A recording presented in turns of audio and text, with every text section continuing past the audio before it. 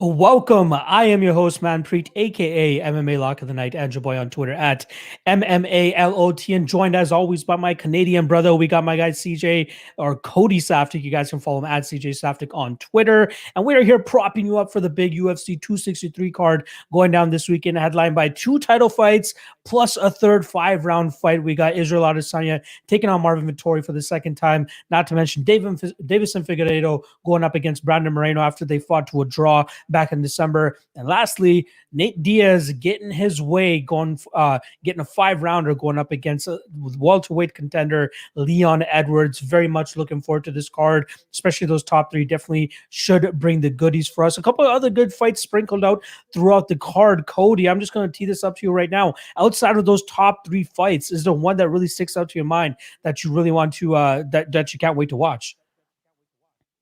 Yeah, well, Olivier Aubé-Mercier just became probably the top-ranked Canadian fighter in the country, but Hakeem Dawodu has a chance to maybe take that mantle back. I think him versus Evloev is going to be a really fun fight, and it's going to be a really good test to see where both guys are at. That one's going to be fun, but I think if you were just going for the whole, guaranteed banger, you got to look at the featured prelim, Brad Riddell coming in against Drew Dober. I mean, both guys are excellent strikers. Brad Riddell more of a volume guy, Drew Dober more of a power guy, but the way they match up against each other, probably not going to be a whole lot of takedowns in this one. Striker's affair.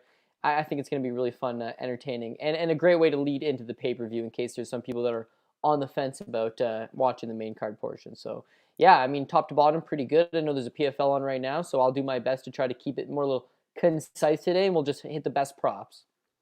Exactly, for sure. I'm very much looking forward to Evloev and Hakeem Dawodu as well. That's my banger fight of the night, or at least banger diehard MMA fight of the night. At least we get to see who is the better prospect at this point in their career and whether or not Evloev will take his first loss against a Canadian in itself, Hakeem Dawodu. I was very upset when this fight was made because I'm slowly cheering for Hakeem, but then also I'd say Evloev is easily my favorite prospect in the UFC currently. All right.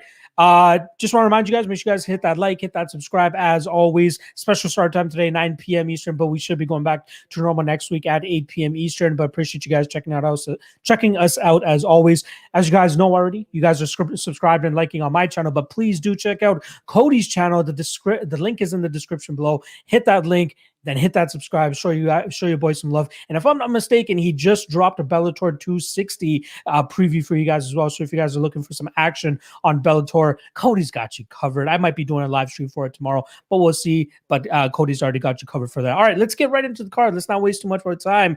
Kicking things off, we got my guy, Jake Collier, going up against Carlos Felipe.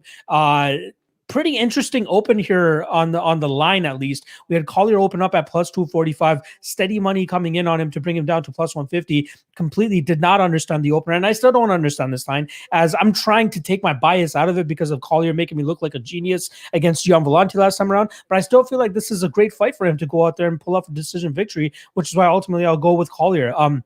Better combinations, more variety of strikes. Even if you watch that fight with Ziam, the first like 2.5 minutes, they already put up the statistics in terms of the distribution of strikes where they're going, and you see a complete like mix-up for Collier.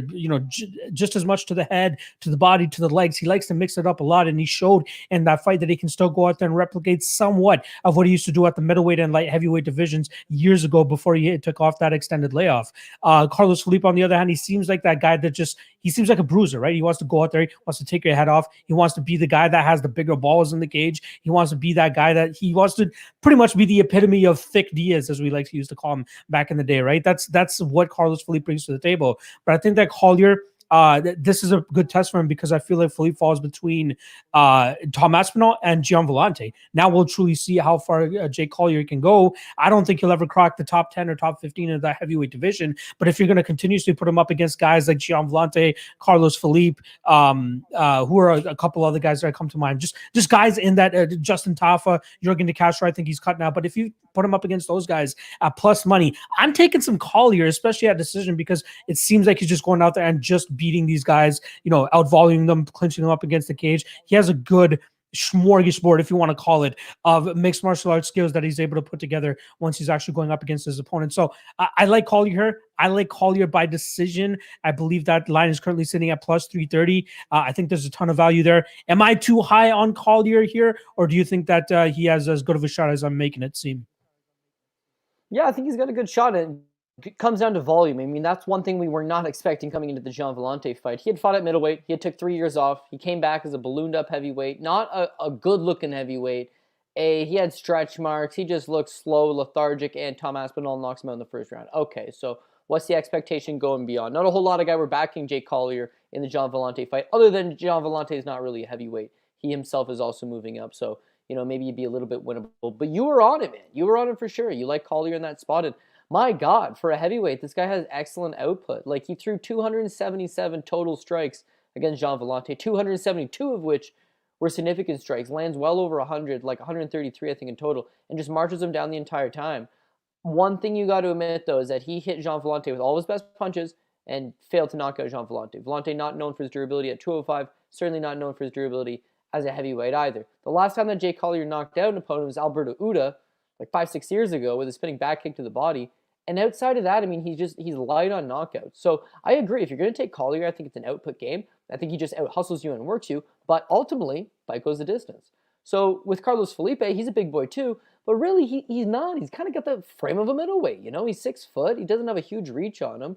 He is a big enough guy, and he loves to swing that right hand. But he himself is not really all that big on power. But all 3 of his fights in the UFC so far have gone to decision. He had dabbled a little bit in the pro boxing world, most of which were by decision.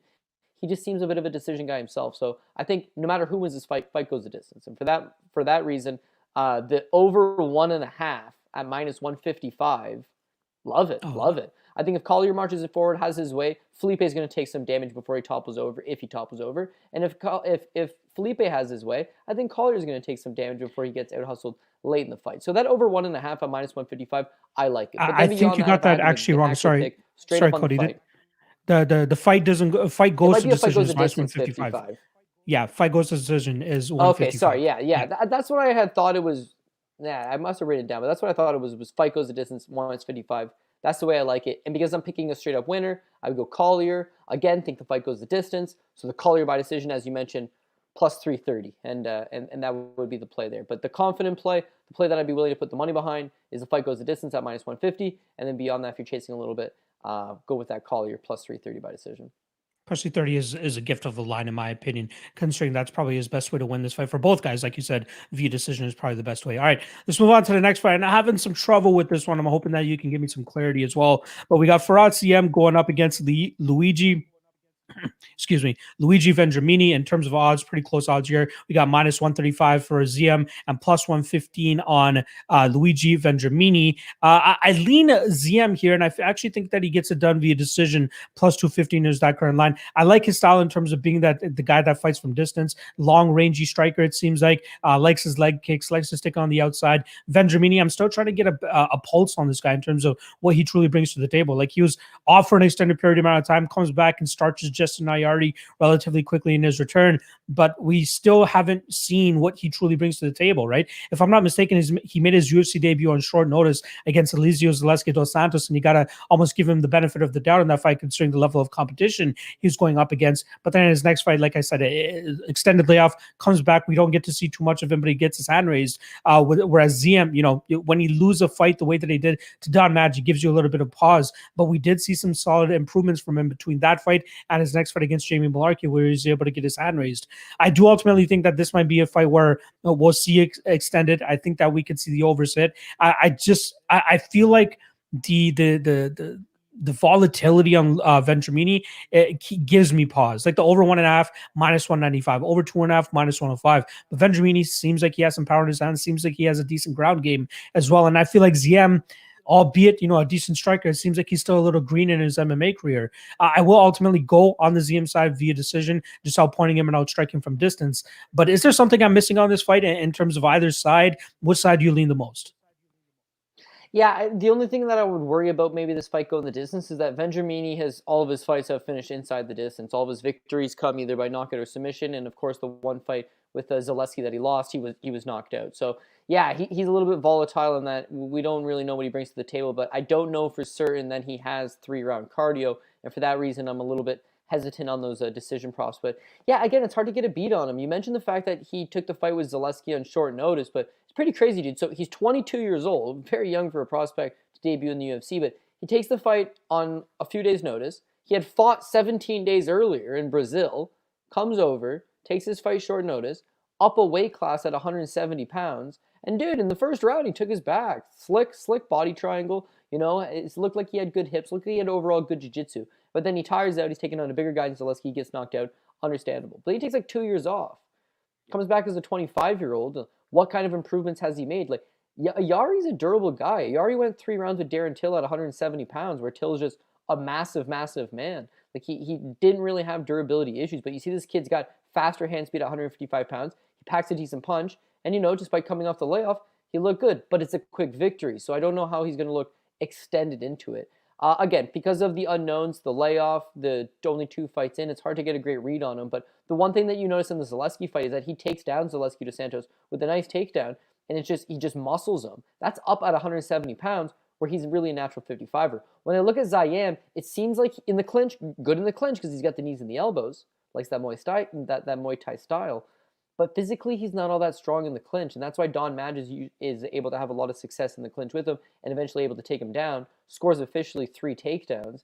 And then the Jamie Malarkey fight, Jamie Malarkey takes him down 5 times and largely controls him in the clinch. And so that's the worry here, is that Vendramini is a big, strong, physical guy. If he does have cardio, even if he just has 2 of 3 round cardio, he's going to be stronger in the clinch. He's going to be able to muscle this fight to the ground. So I don't got a great prop that I like on it, but again, because I got to make a pick of some sort.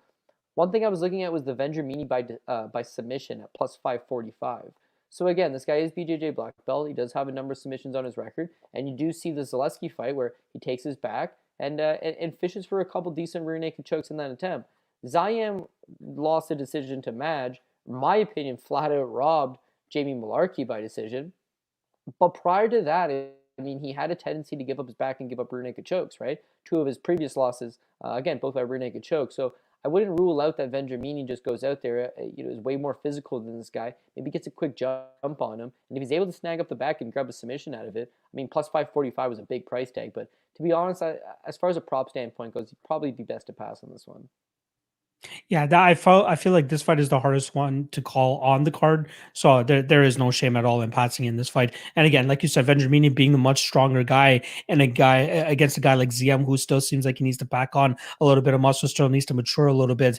It could be some issues. So I'm interested to see how this fight plays out. All right, let's move on to the next fight. We got Stephen Ocho Peterson taking on Chase Hooper. Chase Hooper coming back from that, I believe it was that victory over Peter Barrett, where he was able to, pretty much pull off a comeback victory in the 3rd round, heel hook over Peter Barrett. That was after he had taken his first ever MMA loss to Alex Caceres.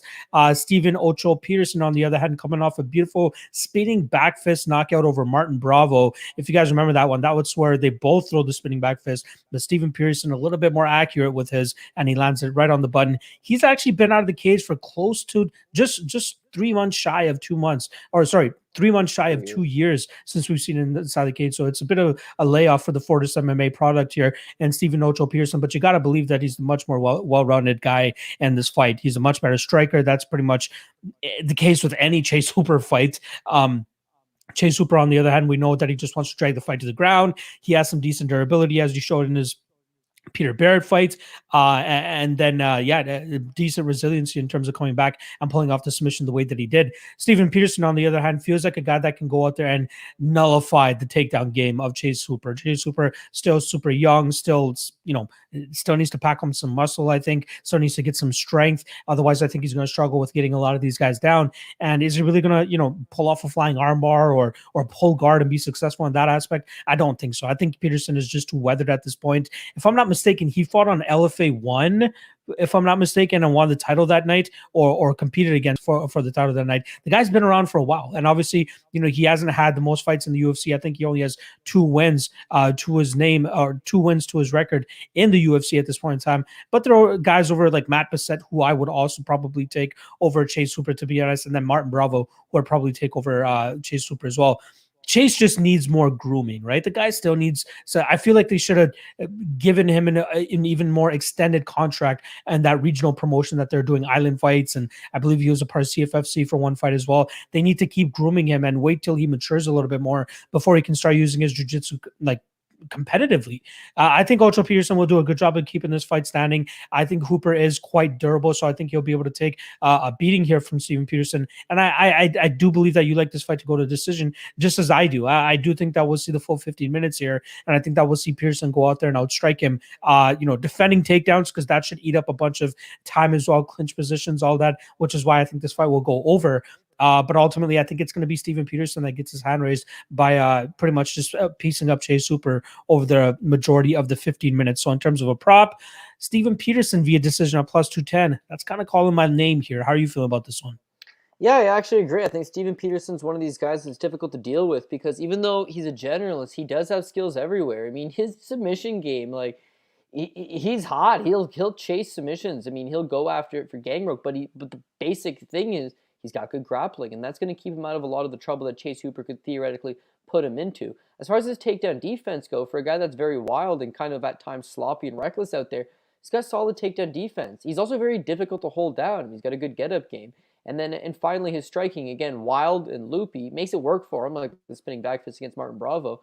But whereas a lot of guys are going to take advantage and do take advantage, I mean, he fights with his hands pretty low and kind of marches forward. He leaves a lot of openings for an opponent. Is Hooper going to take advantage of that? Like, no, I really don't think so. If Hooper was some jiu-jitsu whiz and just had off-the-chart jiu-jitsu, the best thing he could do is add a very solid wrestling game that would allow him to get these fights to the ground so that he can use that jiu-jitsu game. But it just doesn't seem like he's putting himself in a position to win. In any of your research, where did you find Chase Hooper was doing his camps at, by the way? The last I heard, he was still trying to get work with Askren and Rufus-Sport, no? Yeah, so that's the thing there is that he was supposed to go to Askren's for Rufus-Sport and get some work in, but he was going like on weekends a few times. Then he stopped going. Fight Pass shot some content. Then he's back home. Then he's just kind of doing his own thing. Then Askren ends up taking this boxing match. So, like, how much is he wrestling? You see how fat and out of shape he is. Like, I don't know. Is Ben Askren, is he still living at Askren's? So it's like, I don't know. But during that entire time that he was with Ben Askren, he takes a slippery Pete Barrett fight. And in that Pete Barrett fight, it didn't look like the wrestling improved at all. So that's the thing. He's not physically strong enough to get these fights to the ground where he could use his jiu-jitsu. And so, shame on me, because I bet Jordan Leavitt last week. He's going to have Jordan Leavitt's exact same problem. Whereas he's not physically strong enough to get the fight to the ground. His striking, non-existent. And you're not going to win fights at this level just off your back the whole time. And that was Leavitt's case. Up until that point, he was snagging up guys' necks, and he was submitting them, and he was looking good. And then Claudio Puelles, of all people, by the way, nice call, because you were up Claudio Puelles. It's like you stay out of harm's way long enough, it just neutralizes him. And I think that's Peterson's thing. He's a good enough grappler that he's going to stay out of harm's way. His takedown defense is good enough that Hooper's really going to have to work for it. And as far as the striking goes, it's an advantage for Peterson. So I think Peterson's got it kind of all over the place. As you mentioned, I do like that fight goes the distance, plus 105. If Hooper's able to win this fight, is able to say, just like a Luis Pena, right? When he fought Peterson, you use that length to hopefully take a back take, use that length to kind of keep him at base, so to speak. This still all equates to a decision victory. And Peterson, meanwhile, if Peterson puts it on this kid, probably still equates to a decision victory as well. I know he's spinning back fist Martin Bravo, but prior to that, he's one of these guys that can unload his best shots on opponents, and they do typically tend to take it. And with Hooper, Pete Barrett hit him with everything he had. He took it. And Bruce Leroy hit him with everything he had. The kid did take it. So I'll give him one thing. Like, he's more than just a jiu-jitsu nerd. He is a fighter. He does have an ability to take punches and keep progressing, keep going for it. But he's just so young and raw that they haven't really done him any favors allowing him to compete at this level. So I'm going to have to go with Steven Peterson. Again, fight goes the distance, and then Peterson by decision is plus 210. So I didn't mind that as well. Just doing a quick, just seeing where Hooper actually did his training camp. It seemed like 6 weeks ago he was down there training with Wonderboy Thompson, but then 5 weeks later he's back in his home state of Washington, and he's training with Jeff Hoagland again, who's pretty much brought him up, right?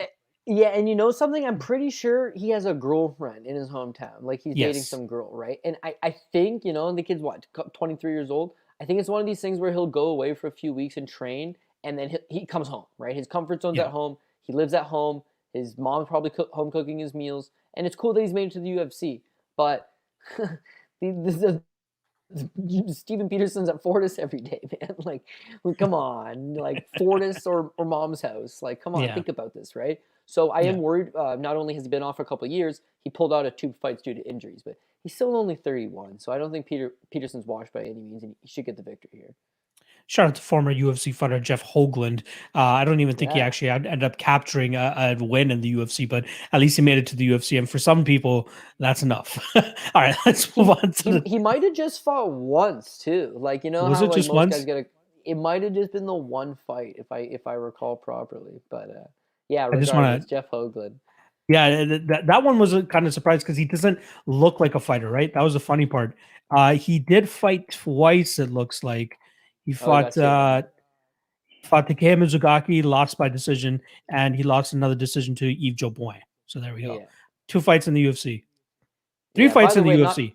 He did beat some guy named Donnie Walker, not Johnny Walker, Donnie Oh, he beat Walker Donnie at Walker. UFC Yeah. 132 My God. Didn't he not years fight him ago. again? Yeah, that's whack. Yeah, that's a throwback, Jeff Hoagland. The All Ken right. Stones, Byron Bloodworth and Ken Stone. Those are UFC Yeah. veterans, people. Some of these guys are like, who the fuck? I know. Byron Bloodworth. Like, I still can't get over that one. For sure. All right, let's move on to the next fight here. We got Matt Frevola taking on short notice Terrence McKinney. Terrence McKinney just fought last Friday, less than a week ago, he fought where he was able to pick up a quick TKO victory over some LFA guy. It was a main event slot as well, too. Luckily for him, he's able to go out there and get the quick win. And luckily for him, or unlucky for Frank Camacho, he ends up getting into a car accident, having to pull out all thoughts and prayers to Frank Camacho. Seems like he's good. Last I saw, he was in a neck brace or something. So hopefully it's nothing too serious where it'll be a detriment to his fighting future. But Terrence McKinney, luckily for him, he gets the short notice call up here to take on Matt Frevola, who's just had an absolute litany of bullshit going on for him during this COVID era, right? Like he was supposed to fight Ottman Azatar pulls out, in steps Arman Sarukian. Talk about a change of opponents. Poor Matt Frevola having to go from one guy to the other. And then a ton of other things. I'm pretty certain there's a couple of other spots where there's last minute pullouts or fight day pullouts for Frevola, but now he gets another short notice guy here in Terrence McKinney. McKinney, I believe he used to wrestle in college, wild striker, kind of a banshee in that first round. He's never gone to a decision, only ever been to a third round once in his career. Outside of that, he's either getting finishes or getting finished. The most notable losses on his record are his last two. One was against Sean Woodson on the Contender Series, losing via flying knee. And then after that goes out there and gets subbed by Derek Minner, which I believe Derek Minner ultimately ended up coming into the UFC right after that win. So the UFC has had their eye on McKinney for a little bit, and now it's finally played out for them to bring him into the UFC. And it feels like he's going to be an entertaining fighter, especially with the fact that he's never gone to a decision. And he's going to have a willing firefighter here with him, with Mr. Matt Frevola, who we know likes to trade in the pocket as well, likes to get a little bit crazy, brings in his grappling and wrestling every now and then, but more often than not, he's chucking some haymakers, trying to knock you out. This is a tough fight for me to call. I ultimately am going to go with the Matt Frevola side of things, but he was minus 300 a little earlier. He's actually minus 245 now, so a ton of money coming in on Mr. Terrence McKinney. But I do like Frevola here, and the spot that I'm liking the most, again, very limited odds props considering how short notice this is. But fight doesn't go to decision, minus 195, kind of chalky, but kind of worth it. Under 2.5, minus 170. I like that as well. I'll ultimately will go out for Frevola probably inside the distance, which is plus 115. His KO line will probably be around plus 180 or so, but I think he's going to land the bigger, heavier bombs here against McKinney. And even though Frevola did get knocked out by Polo Reyes a couple fights ago, I still think he's quite durable. That was one of those, like, they found the right button at the right time. And I don't know if McKinney will be able to find that here. So I will go with Frevola. Again, I think he has the advantage when it comes to MMA wrestling. And I think he has the advantage when it comes to technical striking, whereas McKinney is a little bit more, like I said, a little bit more of a banshee where he's just coming forward at you and just trying to get you out of there. And I think he's gonna wane as he starts to hit Frevola, and Frevola doesn't go down. So I'm going Frevola, probably second or third round TKO here. How are you feeling about this one? I think you keep it simple. You go with the fight does not go the distance at minus There we go. 155. But chalky, but realistically, like minus 155 is not chalky. Like that's really not that bad.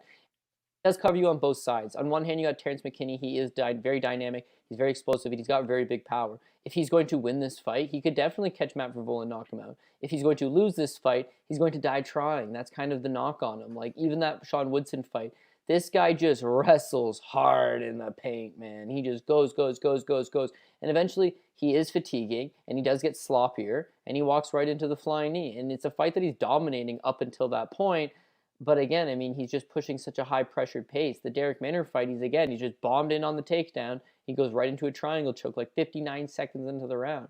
And then he rebounds with a couple of wins for LFA. Like you said, the most notable one last Friday, but he just walks in there and just blows right through these guys. So with Matt Frevola, is he chinny? I don't know. So you go back to the Polo Reyes fight. He gets knocked down twice, eventually knocked out, minute flat. Not a great look for him, but hey, they all get caught.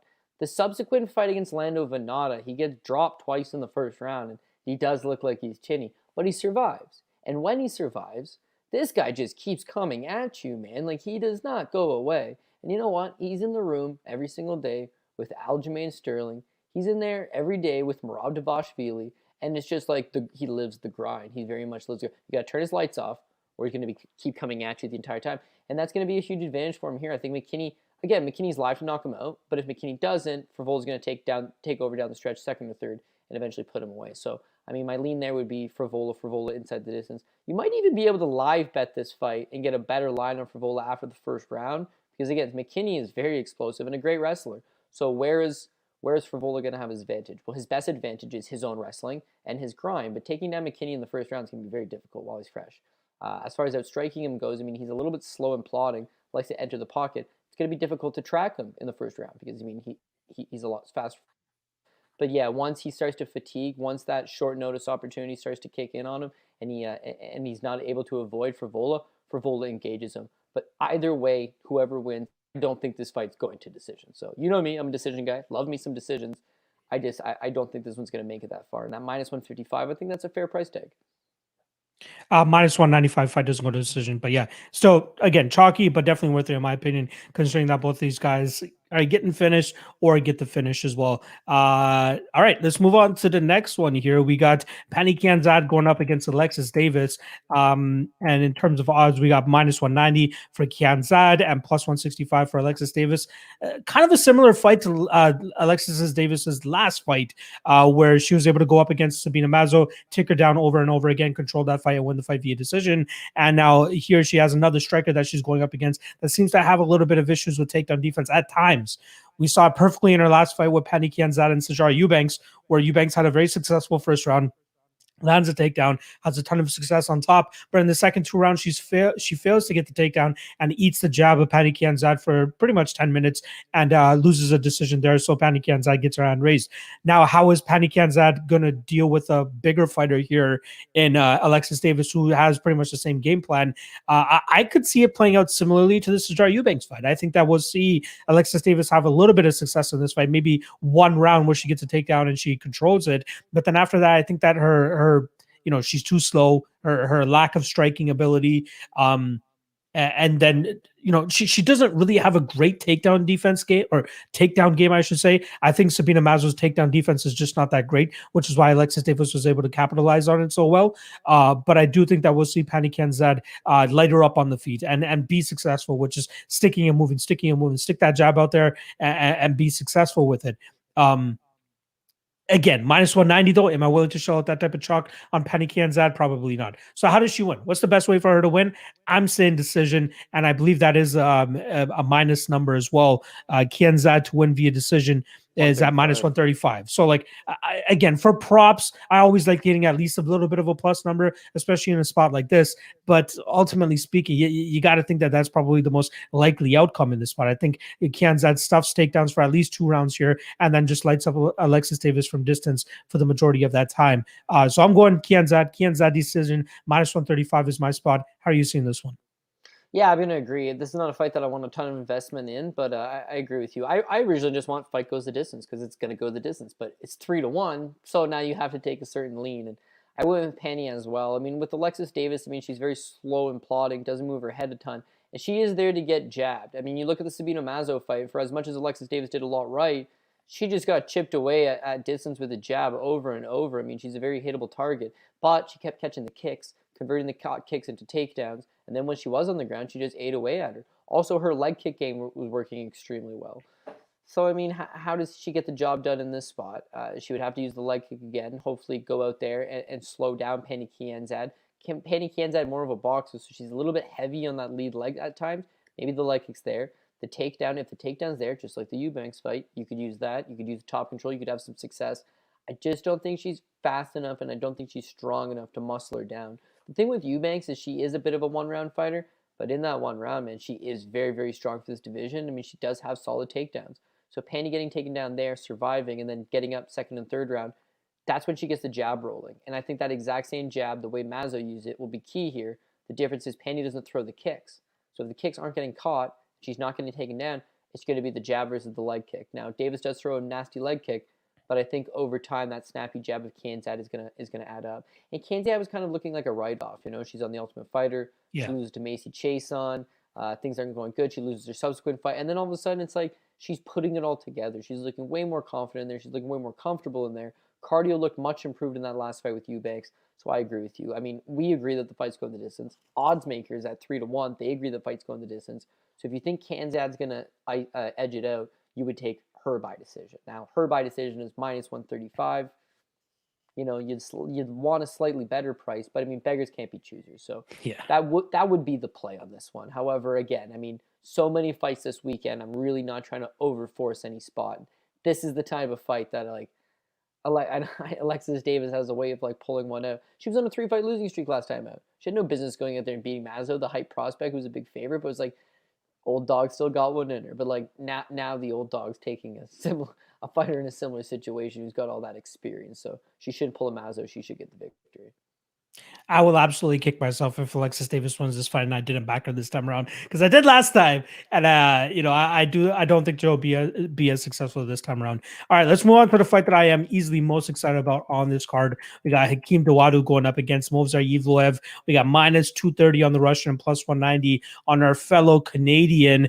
This is a tough fight. You know, I love backing me some Evloev whenever I can get the chance, whether it's parlaying him, playing him by decision, whatever it may be. I'm a big Evloev fan, and I think he has a very bright future inside the UFC. However, this is a very tough stylistic matchup for him. Now, we've seen Evloev make strides in his striking game. That's something that was probably the weakest of his coming into the UFC, but we've definitely seen him improve that. But Hakeem Dawodu will definitely have the advantage if this fight remains a striking battle. In the clinch, Hakeem Dawodu is a beast inside the clinch too, and that might give Evloev a little bit of issues too. But I think ultimately we'll see Evloev land takedowns and kind of just control and grind out the fight that way.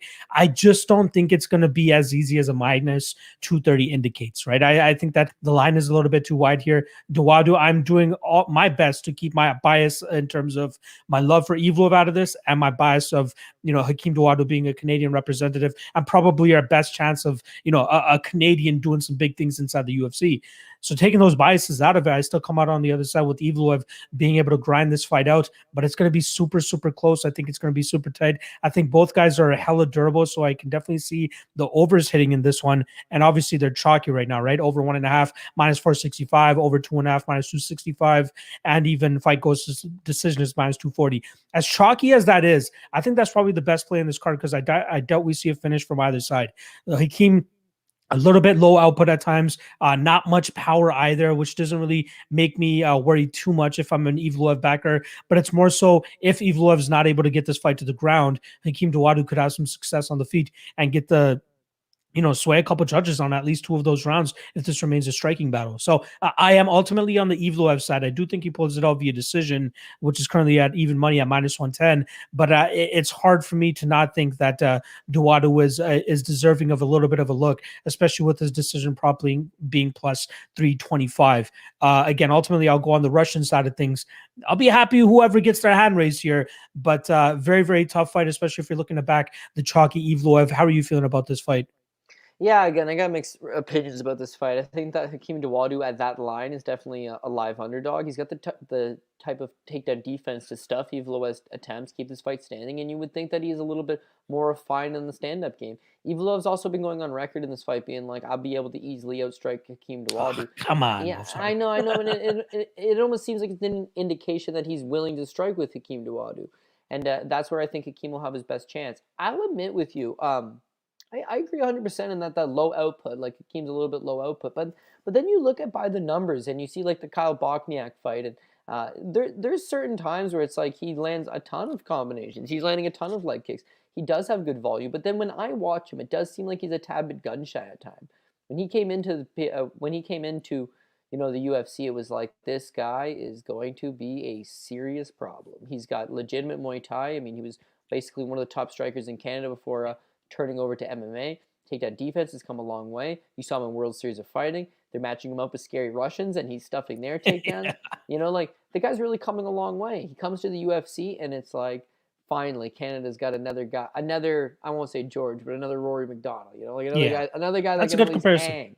Yeah, another guy that can hang. And then it's like Danny Henry, and not only does Danny Henry submit him, but Danny Henry rocked him right before that, right into the guillotine choke. It was like the perfect double take. It was like bang bang. You're like, oh my god, I look like an idiot. And then to Hakeem's credit, like since then he's been fighting a much smarter game plan, and I think that's why you don't quite see the knockouts quite as much. That's why at times it seems like he's a little bit gun-shy, like the volume's not quite there. Like I think he's just fighting a lot smarter. That last fight with Zubair Tukhugov, I mean, Tukhugov's got a very solid takedown game. He's also a pretty solid striker as well. So I thought he was going to give a lot of props to Hakeem Dawodu, especially because the fight was in Abu Dhabi, and like Habib Nurmagomedov like all week was doing like little press junkets over there. I really thought if he could just keep this fight close, the judges were going to give it to Tukhugov, but that wasn't the case. I mean, Hakeem Dawodu did exactly what he needed to do, and he fought against a smart game plan. And so again, with Movsar Evloev, like I think Evloev has got the better output, which is something that I usually like to bet on, is the guy that I think is going to go out there and outwork his opponent. And he does have the wrestling that he can mix in. But part of me thinks that the kind of line that it's currently sitting at, the money line anyways, it's just too wide out. Like it doesn't factor in the Hakeem Dawodu does have a world-class skill set and could theoretically give this guy problems. So I think my pick would be Evloev, but I almost feel like this is not. Evloev has been a cash cow for all of us, right? Have you ever bet against him? No, of course not, right? Have I ever bet against him? No, of course not. Nobody in their right mind is fate. Oh, actually, that's like some people took Grundy. Some people are really high on Grundy in his wrestling, right? But like outside of that, like Evloev has been a walk in the park, and he kind of made everything look like a walk in the park. He's basically won every single round he's been in, outside of maybe the first against Grundy. And again, I mean, once he got out of that Darce choke, he just made him work the entire time. The guy's been flawless. I do not want to bet against this guy, and I think I'm going to ride him again here. But I'm really recognizing that Hakeem Dawodu's got the kind of skill set to make it a prop. As far as the prop goes, I will admit it is chalky, but that fight goes the distance at 240 makes the most sense. Evloev has proven to be more of a decision guy. He's got some wrestling, he's got some striking, but no big fight-ending power. And with Hakeem, I mean, he used to have fight-ending power. He used to go out there and Malott schools. Holy shit, man! What a not. And I remember Malott took him down at the beginning of the round too. I'm like, oh, Mikey's got it now. And like Hakeem just explodes back to his feet. And it's like, oh shit, this guy knows how to grab a little bit too. And once you're standing with him, it's a problem. But now he uses mostly the jab and the leg kick, which are not really fight-ending moves. So, and that aside, I mean, Movsar Evloev's undefeated for a reason. He's got a hell of a chin on him, right? So. I think fight goes the distance minus 240. As far as both guys winning a decision, respectively, Evloev, let's say that's the case we go with. I think I'm going to go with Evloev. It's minus 110. I think that's how you improve the current money line to an even money play is by taking him by decision. But again, Hakeem Dawodu by decision is plus 325. Tempting. It's all tempting to me. But I think the official pick will have to be Evloev.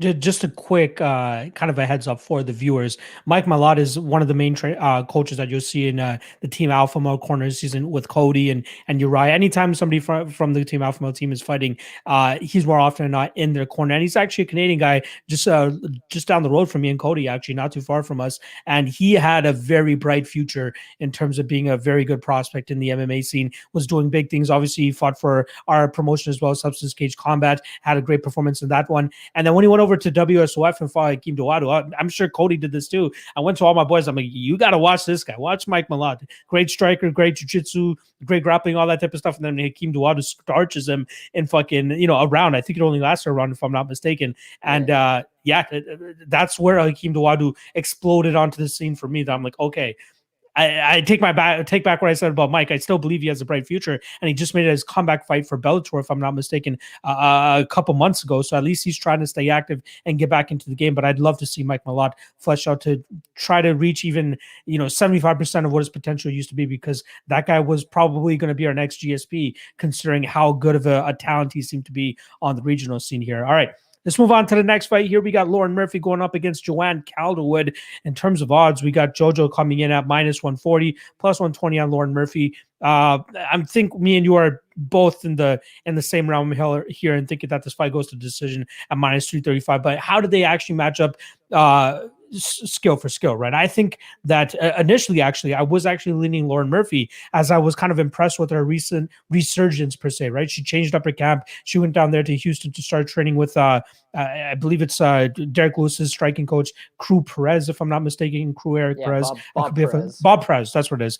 And it looked like she was turning a leaf, but then you really start to watch those fights, like the Andrea Lee fight. She's getting torched up in that fight up until the last 30 to 45 seconds of each round, and she gets taken down right at the end. And the judges ended up giving up to Lauren Murphy. I thought it was a bit of a robbery.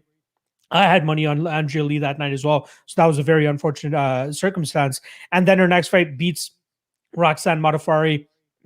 Is what it is. And then her next fight, she goes out there and beats short notice Lilia Shakarova at UFC 254. But when you really watch the striking exchanges, especially in the Andrea Lee fight, it seems like something that Joanne Calderwood should be able to replicate and hopefully be ready for any, last minute takedowns at the end of the round so that she's able to at least take the rest of the round and actually get that round scored for herself. So I think that Joanne Calderwood will beat her on the feet. I think she's the faster, more crisper striker. My only concern is if Lauren Murphy, who I believe will be the stronger woman in this fight, if she's able to just kind of nullify everything that JoJo does by just pushing her up against the cage. We did see Jessica I have a little bit of success in terms of, nullifying the forward pressure and the striking game of JoJo by pushing her up against the cage, getting that clinch work going, maybe going for a couple takedowns. But I think that Lauren Murphy is actually stronger than Jessica I, so she might be a little bit more successful in doing that type of, or going with that type of approach for this fight. Ultimately, though, I think that JoJo, we've pretty much seen her grow up in front of our eyes. I remember watching her fight for Super Fight League way back in the day. I think it was one of her first 2 or 3 fights she fought way back in the day, and then eventually she got into the Ultimate Fighter, and then she ultimately starts making it into the UFC, and has a decent career for herself. But I do think that she goes out there and beats a veteran like Lauren Murphy by just outstriking her over the majority of 15 minutes. So the spot that I'm liking the most, Calderwood by decision, which is currently at plus 115. I like that spot. Again, we're getting plus money, which is always good. I'd be surprised if there's a finish either way here. I doubt JoJo knocks her out. Lauren Murphy is very durable, very tough, and I doubt JoJo submits her. I don't think that JoJo's game is up to that level yet. I think if there is a finish that comes, it's actually the Lauren Murphy side of things. I think if Lauren Murphy hits her or corks a crazy bomb like she's done in the past against Mara Romero Borello, or even the way that she's able to finish Shakarova, that's probably the best way that we see a finish here, but I highly doubt that happens, and the line obviously indicates that. The fight doesn't go to decision, is currently sitting at minus or plus 255. So that should just let you guys know what it is. But plus 115, JoJo by decision. How are you feeling about this one?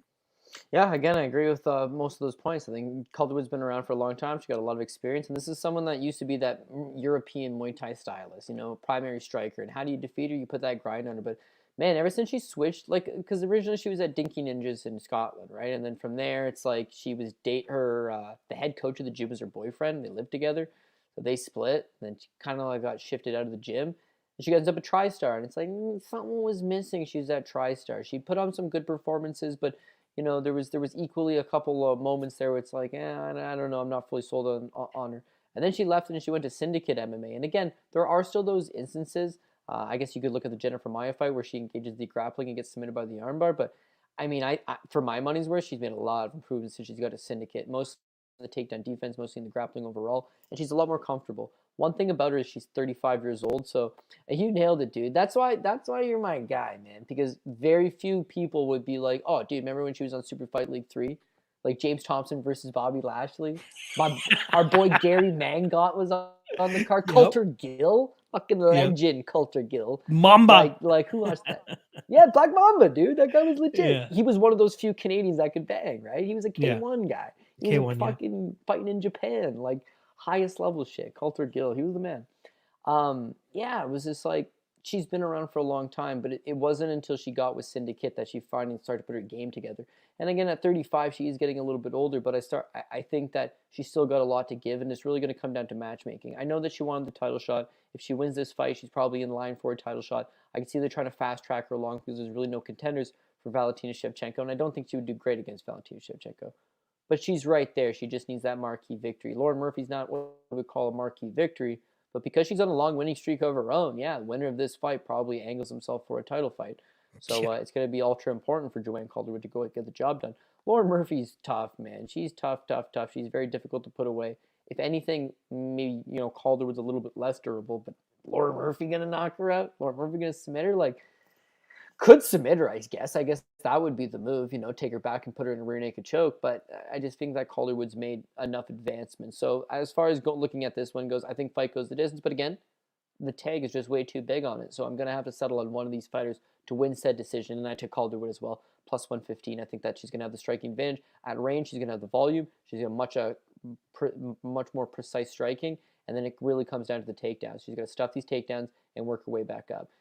You and me both lost money on Andrea Lee versus Yeah. Rob. And you know what? Like I didn't agree with that as well. I honestly really thought to myself, Lauren Murphy lost this fight.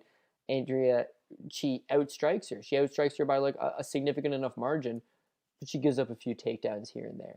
And I guess the judges are looking at those takedowns. This is the same thing with Calderwood. Calderwood should outstrike her by sizable enough margin, but give up less takedowns. Spend less time off her back. Spend less time up against the cage. That should be the difference maker. So, yeah, I'll go Calderwood by decision, plus 115. Rhino, Doug Marshall, Trevor Prangley, and even Lena. Yeah.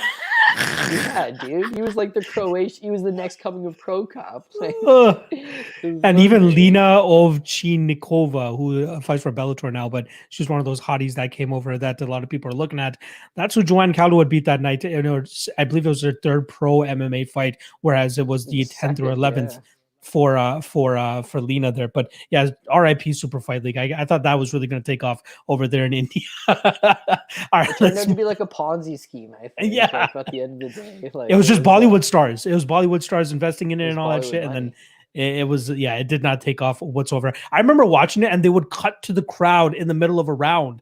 They would like, oh, look who's here. I'm like, there's a fight going on. At least show it in like a picture-in-picture. They just turned the whole thing to the fucking crowd. I'm like, God, you guys are horrible. You don't know how MMA works at all. You know what? I never saw a guy with a modicum of talent from the States or Canada or anything go over there and lose to the local guy, right? Except for Vince Murdoch, right? Now he claims one was a cut that was a weird one. One was a low blow. One was a low blow. One was a cut stoppage. But when you rewatch the fights, he's not really that much better than them. And so when he was on Contender Series against Luis Saldana, I was like, auto fade. Auto fade. Now I see he's on the Ultimate Fighter, and I can almost guarantee auto fade. I can almost guarantee it. So Super Fight League was a great barometer test, man. Where are you at? Yeah. I remember I think they had Bob Sapp on their first card, if I'm not mistaken. But yeah, fucking hilarious shit. All right, let's move on to the next fight. We got Eric Anders going up against Darren Stewart. This is actually the third rematch on the card that we have. Eric Anders, if you guys remember, he went to a no contest with Darren Stewart a couple months ago. Illegal knee, I believe, if I'm not mistaken, it was a week after the Aljamain Sterling Petr Yan one. So even more heat on that one. I think it was more so the doctor. I'm not sure if you rewatched it recently, but the doctor seemed like super skeptical of like, oh, this guy looks tired and he doesn't look like he should be fighting or anything. But like, can you blame Darren Stewart? He got rocked a bunch of times and the knee didn't look like it was the hardest, but I'm sure he was gassed as well. So every time the doctor would tell him like, step forward, he would step forward and listen to the doctor. But then afterwards, like a couple seconds there, you'd see him start to stumble backwards. But cut the guy some slack. He got rocked less than 2 minutes ago. And he's exhausted because he's throwing everything in his gas tank to try to fend off Eric Anders, who's trying to knock him out. But I'm not one of those believers that's like, okay, just because that happened in the first fight, it's going to happen again in the second fight, right? It could have easily has been Darren Stewart who lands that punch and Eric Anders who's on wobbly legs. And Darren Stewart did land a really good combination at the beginning of that fight. Ultimately, it was Eric Anders who was able to nullify the big striking combinations of Darren Stewart by pushing him up against the cage. And then every now and then he will break off, get his combinations off, and one of those combinations landed clean enough to actually hurt Darren Stewart and and then ultimately start that finishing sequence where he ended that with that illegal knee. This fight's actually at 205 pounds now. That's another caveat that's added here, so not much weight to cut for either one of them. But I ultimately will be switching my pick to Eric Anders. I do think that the extra weight is going to help him. I think he's going to be the stronger guy here. Obviously, working over there at Fight Ready for this now second camp of his is definitely going to help him out. This is a change that he needed in his career, I think, and then I think that those type of guys are the perfect set of coaches and training partners that he needs to change his game around. Like Fight Ready is one of those like budding training camps where it's not like a super gym yet, like American Top Team or Sanford MMA or anything like that. So the coaches have enough time to truly like dedicate to these guys individually, watch the tape on their opponents, and devise game plans to go out there and beat their opponents. And I think that Eric Anders will benefit very well from them now, especially from what we saw in the last fight. Again, mixing up the clinch work with the combinations was absolutely beautiful, especially with nullifying the advantage of Darren Stewart, which is the technical striking. He's obviously the much better technical striker in this fight, and he has some good power in his hands, but they did a good job in terms of nullifying that. Again, sucking the wind out of Darren Stewart by pushing him up against the cage, draining his gas tank like that, and then letting some combinations go to try to capitalize on that. And they did. It was just an unfortunate ending. So I will go with Anders here, but I do think that we see this one extend a little bit more, though. I don't think we'll see either guy get as rocked as easily this time around. And I'm actually going to be looking at maybe the overs here. So we got over 1.5 is -270, so they're already privy to that. Over 2.5 -150, not too bad. But ultimately, Anders via decision is probably the one that I'm going to be going with, and that's currently sitting at +230. I think that's a solid line. I think that's a solid spot. I think we'll see the clinch work and the strength of Anders pay off for him here, and I'm ultimately going to go with Anders to win this fight via decision. How are you feeling about that? Yeah, dude, I honestly feel the exact same way. So you look at the last time around, and the last time around, Anders just more or less walks right through him, hurts him badly, and then gets the no contest due to the illegal knee. So now that they're running it back, the quick assumption would be like, well, Anders is just going to walk right through him and hurt him again, not throw the knee and put him away. But a couple things there. First of all, Darren Stewart did take all of his best shots. I mean, he basically the kitchen sink from Eric Anders, and then eventually it was the knee that puts him away. But yeah, you're right. They're like, are you okay? Are you okay? It's like, well, he's not okay, but it had nothing to do with the knee. It had everything to do with the barrage of shots that he's taken to this point. But the fight wasn't a short notice opportunity for him, but the fight came together late. And he was on record going into that fight being like, I didn't have a training camp for this. I was like in the middle of nowhere with basically no running water or no electricity. But I'm confident in my skill set. And it's like he looked flat. He looked slow. He did not look on point. Eric Anders, meanwhile, spent the time at Fight Ready. First camp there. He looked sharp. He got the jump on him. That is what allowed him to beat him with a punch and start to hurt him. But yeah, this fight getting played back, I think that it's probably going to be banked in for some more rounds. Darren Stewart's never been knocked out. He's a guy that has a pretty good chin. In fact, Anders was the guy that came the closest to doing it. But I'm not totally going to question his durability just yet. And as far as Anders goes, he's got great durability. Has he been knocked out? Yeah, all right. Thiago Santos beat him up pretty good. Khalil Roundtree beat him up pretty good. But it's like this guy, you got to absolutely beat him within an inch of his life in order to TKO him. Like, he just takes world-changing beatings and keeps ticking, right? Another thing that's interesting is you look at Darren Stewart, right? Darren Stewart's last fight over Eric Anders didn't go particularly well, of course. But prior to that, he had the fight with Bartosz Fabinski. Remember, it was like a Cage Warriors card during the pandemic, but they allowed the UFC's one matchup to be on it.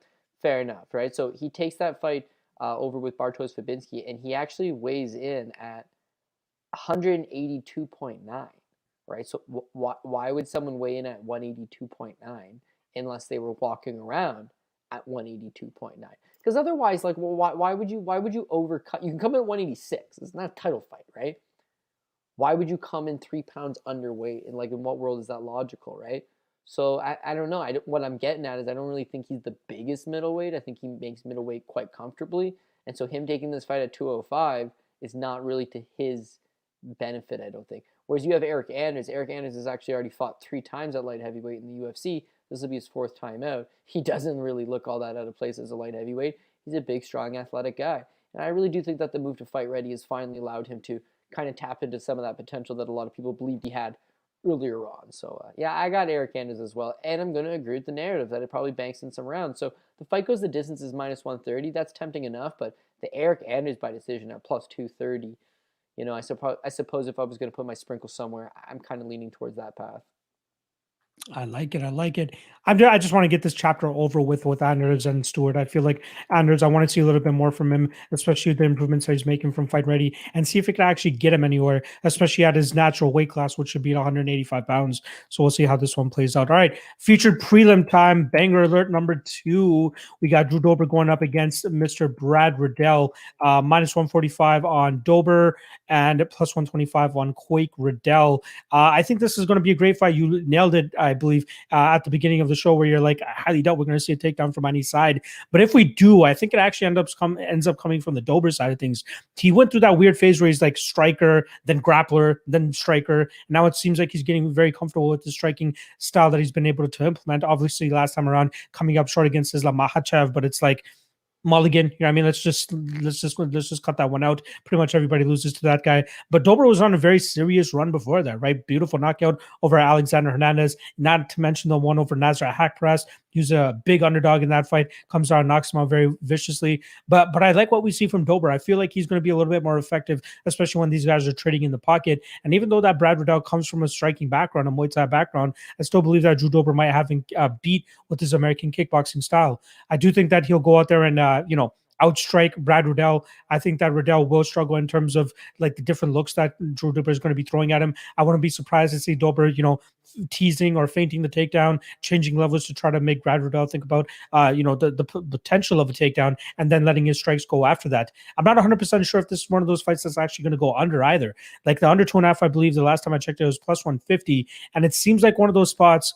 Yeah, the under 2.5 is plus 150. It seems like one of those spots that's almost like a trap where you have two really good strikers, two guys that are capable of knocking their opponents out, but they just go out there and have a very disciplined striking approach where one of them wins, whether it's decisively or very closely, but it ultimately goes the full 15 minutes. This is one of those fights I expected to go the full 15 minutes, and I'm ultimately going to be leaning with the Dober side of things, as I feel like he'll be able to establish the more dominant striking approach here, whether it's I think Riddell does have him slightly beat in terms of volume, but I think in terms of effective striking and more impactful striking, we should see it more so on the Dober side. And then mix in the fact that we'll probably get Dober, feinting the takedowns, going for clinch positions, trying to win an MMA fight and not just a striking fight. I think that's going to be on the Dober side of things. And I also feel like the cardio advantage would be on the Dober side of things, considering, the Denver training camp and all that type of stuff, fighting at altitude, all that. I think that, or sorry, training at altitude, I should say, all in Dober's favor. How do you feel about this matchup? And do you think that the underdog, the city kickboxing product, will be able to reverse the fortunes of their guys? Because they've been on a little bit of a rough stretch, including obviously the loss from Israel Adesanya a couple months ago to Jan Blachowicz. I believe Kai France lost. Actually, he just beat Algeria Bontarin. But it doesn't seem like city kickboxing is really fleshing out the way that people expected them to. Do you think Brad Riddell turns that fortune for them? Yeah, shout out to Carlos Ulberg. Oh my God, fuck. I would agree. It's been a rough stretch for them for sure. I mean, we know they're great strikers, but the other elements of the MMA game is kind of wearing them down. That's Brad Riddell's thing, right? He's had to deal with the fact that nobody really wants to stand with them. They're always trying to take him down, and for that reason, I really don't think we've seen the best version of Brad Riddell quite yet. You go back to the Jamie Malarkey fight; he gets taken down 3 times. Malarkey's obviously looking to clinch up with him. Brad Riddell does a great job. Again, like you mentioned, volume. That's the best fight for him in terms of volume. But he's got slick combinations. He's a skilled practitioner. And think about how many great kickboxers and strikers are coming out of city kickboxing, and yet it's Eugene Berriman and it's him. It's Brad Riddell. He's the kickboxing coach over there. So he is at a high level. He has competed internationally. As far as the striking goes, solid. But you have Malarkey takes him down. You've got Magomed Mustafayev takes him down 8 times, and you've got Alex De Silva takes him down 3 times. All those guys are always mixing in the takedowns, but Brad Riddell spending a lot of time on the takedown defense, spending a lot of time on the get-up game. When he is standing, he's universally beating these guys in the exchanges, and I think he's operating at a high level. I like Dober, I really do. I think Dober's reinvented himself, came to the UFC, and he was a little bit, mid-level at best, but my God, like you mentioned, training at Elevation, training in Colorado, being in the same room with guys like Justin Gaethje day in and day out, he has really made a lot of improvements to his overall game.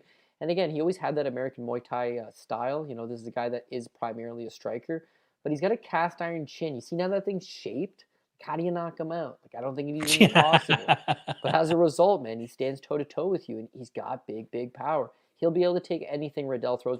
Riddell is also a bit more of a decision guy himself, so I know for sure that if Riddell's winning this fight, he's going to have to pack a lunch with him because it's going a hard 15, and it's going to be tough the entire way. But, yeah, I honestly do kind of go with the volume. I think if it's going to be a close fight, it's going to the scorecards. I'm leaning towards a dog or pass situation. Close, competitive, slight volume edge towards Brad Riddell. You just don't know what the judges are looking at. The more eye-catching shots might go towards Dober, but I think Brad Riddell will land more of them. And whereas Dober fights a lot of guys that aren't exactly defensively sound, I think Brad Riddell is. So if he's able to, avoid those big shots for the most part, hopefully he's able to pull it into his zone. So You know that Israel Adesanya's put in a full camp at the highest level. He's excited. They've brought in, the best of everything that they can to prepare him for this world title fight. Brad Riddell is playing the featured prelim role. He's a 3-0 in the UFC. He's only getting better. He's really coming to his own. This is a huge spot for him. I hope he's in a position to capitalize, and I think he'd be able to pull it out. But the biggest thing that I keep going to is the fact that, again, he's more of a decision guy. This thing's going to decision. So looking at the line, the fight goes the distance at -150. I like it. If someone's getting knocked out, it would be Riddell. Like, I think Dober does have some pretty big power, just as my boy Nasrat Hakparas. But like Brad Riddell, again, like, he's defensively sound enough. He has a very solid chin. I think he's going to be all right and roll with it. As far as him landing his best shots on Dober, Dober's got a cast iron jaw. He's going to be able to take it. Neither guy poses a submission threat to the other man. This thing's going the distance. It's going to be fun. It's going to be entertaining. It's going to be, at some points you're going to think, how's he still standing? But he will keep standing. And at -150, fight goes the distance. But beyond that, yeah, we've got a Brad Riddell by decision at +260. This is going to be a fun fight. It's going to be a close fight. I think it's going to go Riddell's way, and by decision at +260, I'm willing to take a shot. So I'm taking that for a play this week.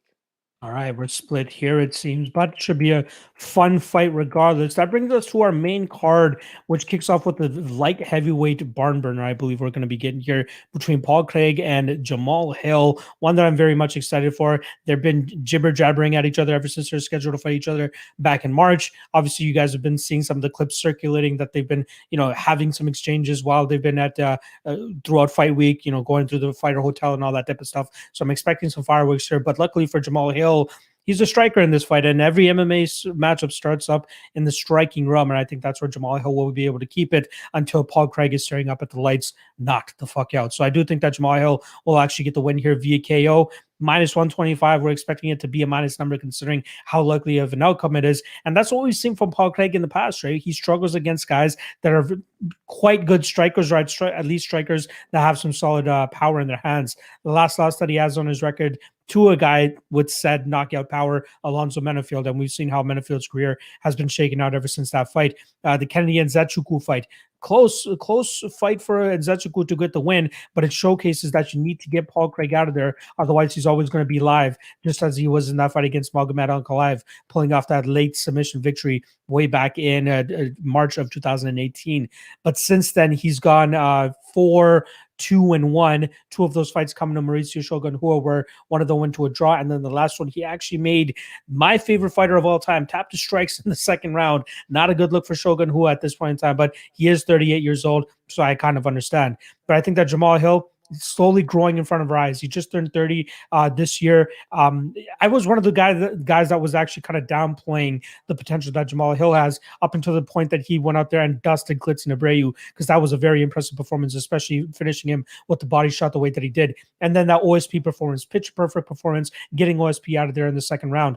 Paul Craig, on the other hand, like I said, finishing Mauricio Shogun Rua last time around, and then Gadzmurad Antigulov before that. But we're not even going to rank Antigulov wins anymore because we know what Antigulov brings to the table. I do think this fight stays vertical until Paul Craig finds himself knocked out. I think Jamal Hill is very skilled. I think he's strong enough to be able to keep this fight on the feet. I don't believe in Paul Craig's takedowns. It's more so just a desperation dash to get the fight to the ground. And if he's not able to, more often than not, he's either going to pull guard or, he's going to get his face smashed in. And I expect that exactly to happen here with Jamal Hill having the massive striking advantage over Paul Craig. So I'm going to go Jamal Hill, KO, -125. If you want a slightly better line, I don't think this fight lasts long at all. So Jamal Hill inside round one is currently sitting at +200, not too bad of a line. +400 for round two. I'd even be surprised if he gets to round two, to be honest. Under 1.5 is +100. Those are all spots that I like, but Jamal Hill, KO, -125. Jamal Hill, round one, +200. That's what I'm going to be riding with. How are you feeling about this one? Yeah, dude, I honestly feel like you're taking a lot of the thoughts clean out of my head, man. We're definitely on the same page. Clearly not about Brad Riddell versus Drew Dober, but yeah, on this one for sure. I mean, Jamal Hill looks like a legitimate prospect. When he came to the UFC, he was just so young still. Like, young in the fact that he had like 5 pro fights when he came on the Contender Series, with one notable victory over Daquan Townsend and quite literally nothing else. He's from the Michigan regional scene. He was a bit of an unknown, but you see him against Alexander Popek on Contender Series. It's like, oh, this guy's coming along. Good striking, southpaw. 6'4" with a 79-inch reach, that's going to pose a lot of guys problems, and that's what he does. To the UFC, and it's been the same thing. I mean, you stand up with him, he's going to have a serious problem for you. The Clinton Abreu fight's impressive because first and foremost, look at Darko Stosic fight. He gives up 6 takedowns in that fight. His takedown defense does not look good. But one, Stosic is a big boy. Currently fights at 240 in Poland. Looks pretty good. But in that fight, it's when he does get taken down, he gets back up. The Clinton Abreu fight, Clinton could have also taken him down, but before Clinton can even get going, Jamal Hill just sparks right through him. Now the UFC thinks enough of this guy to give him a fight with Ovince St. Preux, former world title challenger, guy with a name in the division, fought the who's of everybody. And for the first time ever, OSP actually did miss weight in that fight, so probably an indication that OSP's best days are behind him. Plus, there was a rumor floating around he had an injury, but that's neither here nor there. Jamal Hill just cuts right through him. He had his way. OSP had absolutely nothing for him. So in this fight, again, it's like you're not going to want to stand up with him. Paul Craig's definitely going to want to force the issue and take the fight to the ground. He does have opportunistic wrestling in that he's willing to go in there and shoot that single leg. He's willing to clinch out with you and try to pull you to the ground, but he's just not strong enough to physically do it. If he was to get Hill down, I think Hill's getting back up. And if he fails to get Hill down, he's getting knocked out. So yeah, you look at Paul Craig's current resurgence, and it's like Vinicius Moreira, okay, interesting. Shogun twice. One of them was a draw, by the way, because he lost 2 rounds, but got a 10-8. Like, what? Yeah. And Gazmurad Antigulov, where he gets taken down and then throws up a triangle choke. But, like, that's not a really good 4-fight winning streak, man. That's not looking good as far as I'm concerned. I think Hill keeps his fight standing. Hill puts it on him. Hill knocks him out. You know, all the lines you mentioned are all the same ones I had, which would be Hill by TKO, which is minus 120. And then Hill by Craig with the under 1.5 was 100. What did you say? Yeah. Hill straight up in round 1 was 200. Plus 20. That actually probably makes more. Yeah, that probably makes a little more sense than the 1.5. But I thought at the very least, if Paul Craig just shot spam takedowns in that first round, he might last the first round. But in the second round, he's going to start getting tired from the spam takedowns and he's getting knocked out. So maybe he gets out of that first, but still hits the under 1.5. Regardless, I think the safe move is just Hill by TKO. He can take him out whenever he wants. Eventually, just hope to take him out at some point within the 15 minutes. And this 125 price tag, it seems to make a lot of sense to me. Seems to me that Hill might be one of your top ticket parlay pieces for this week. Am I wrong? Yeah, no, he's definitely a top ticket guy. This card is difficult when you look at who are your 2 locks of the entire card, right? Because it's a very, very difficult card. And I know we're about to talk about Leon Edwards in a bit, but I would say that Jamal Hill and Leon Edwards are the cornerstone of the entire ticket. And one thing I noticed from, let's say, this PFL card, for example, like I didn't. Oh, by the way, Nathan Schultz just squeaked it out, so this is not even going to be a good example. But like Nathan Schultz at 330, I know this is a bad example, clearly. But like Nathan Schultz was a minus 335 favorite, right? But Nathan Schultz by decision was plus 105. It's like, yeah. Well, obviously, if he wins this fight, he's going to win a decision, right? So you got to sometimes improve the own line yourself. Same thing with Leon Edwards. Leon Edwards is a minus 600 favorite over Nate Diaz. But again, I mean, if history is an indication, Leon Edwards is the decision guy. Nate Diaz is just day one durable sumbitch. And so, again, if you look at it from that regard, you can get Leon Edwards by decision at plus 165. Like, that's how you turn a 6-to-1 price tag into a nice little moderate plus money price tag. Is you got to hit that prop. And that's why you and I do a prop show, my friend, because sometimes that's the smartest way of attacking it, right? And sure. I would say this is one with Hill as well, is that you could probably attack from the TKO side of things, but at the very least, he's going to be a parlay material with Edwards, who I'm probably going to have to try to improve his line as well. I wouldn't be doing my job correctly if I didn't at least throw out there Paul Craig to win by decision +5, or by submission, I should say, plus 505. Decent submission prop, considering that's probably his best path to victory. I'd be surprised if this fight even goes the full 15 minutes to begin with. But yeah, go ahead. Humor me really quick. What's the third round submission prop? Because we've seen him do it before, right? We've seen him do it a couple times. It's Craig wins by submission in round 3 plus 2,000. Oh, is that it, eh? The bookie knows too. The bookie's like, well, if he is gonna win, it's gonna be a 3rd round submission. Okay, fair enough.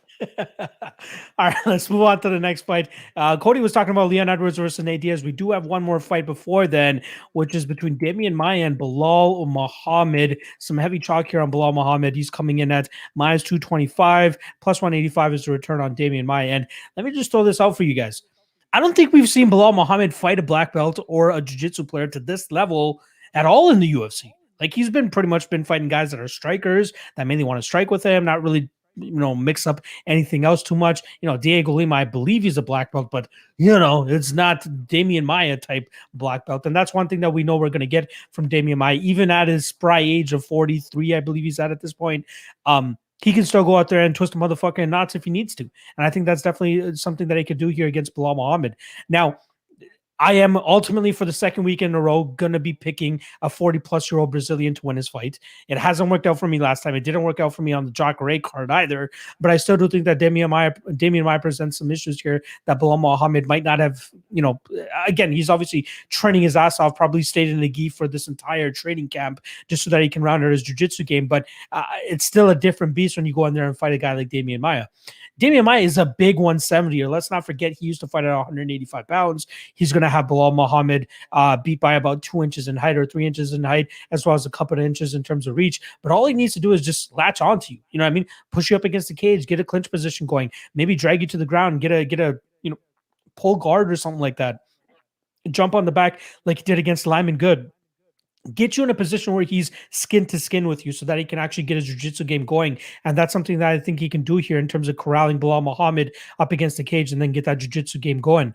Bilal, not much of a knockout threat, decent all-around striker. I've always called him like the jack of all trades in MMA. He's not the greatest at one thing, but he's good at everything. Good movement, good cardio, good striking, decent wrestling, decent jiu-jitsu, but he's never fought a guy like Damian Maia who's going to push him in that realm. So I'm not really scared about Damian Maia getting knocked out in this fight. I don't think he's going to bring a Gilbert Burns type of power from Bilal Muhammad. I don't think that Bilal Muhammad will, be athletically that much more better than him. Obviously, athletically, he's going to be better than him, but not to the point where it's going to look like Lyman Good against Damian Maia, right? In terms of aesthetically and what Bilal Muhammad's going to be able to do inside the cage. But I do think that we'll see at a certain point, at least once in 2 rounds, Damian Maia grab Bilal Muhammad, drag him to the ground, and put it into his world. And I think that he could even pull off a submission in this fight. I believe the submission prop on Damian Maia is something absurd considering his prowess, plus 405 for Damian Maia to win by submission. That's probably something that I'll throw a little bit of a sprinkle on. In terms of, going lock of the night deep or something on Damian Maia, definitely not. You do have to acknowledge that he's 43 years old, 43 years old. And he is starting to slow down. His cardio is a little bit of a worry too. Bilal Muhammad will definitely have him beat in that aspect if this fight reaches deep waters. But I just have this gut feeling that we're going to see Damian Maia latch on to Bilal Muhammad, and Bilal's going to have a ton of trouble getting rid of him. Damian Maia's grip strength is very, very good, next level. And again, big dude, big imposing dude. That's something that a lot of people overlook whenever Damian Maia fights down there at 170 pounds. He made a living for himself at 185, maybe even got himself a title shot against Anderson Silva in a very underwhelming fight way back at UFC 112. But still, he still gets the job done when he's able to get his hands on his opponents, and they're not Gilbert Burns, right? Gilbert Burns obviously was in the jaws of defeat, and then eventually gets himself out of there. And then knocks out Damian Maia. But I'd be surprised if Bilal Muhammad survives more than 10 minutes on the ground with Damian Maia here without getting submitted. So I'm going Damian Maia. I'm going to go submission plus 405. Probably first or second round, I think he gets it done. But I think this line is way too wide. I think it's personally way too wide. How are you feeling about this one? Yeah, I got fight goes the distance is the best prop that I liked on this one. Shit. Yeah, I mean, sitting at minus 150 again. I think it covers you both sides. Bilal Muhammad is by large a decision guy. He doesn't really have the knockout power. Doesn't really have a refined submission game. When he beats guys, he just grinds them down. He grinds them, he beats them with submission, or he wins by decision. So if Bilal Muhammad's gonna win this fight, he's winning a decision. If Damian Maia is gonna win this fight, he's got the vaunted submission game. But again, I mean, he's coming up on his 44th birthday. He's been around for a long time. At some point, he starts to maybe play more of the position before submission game.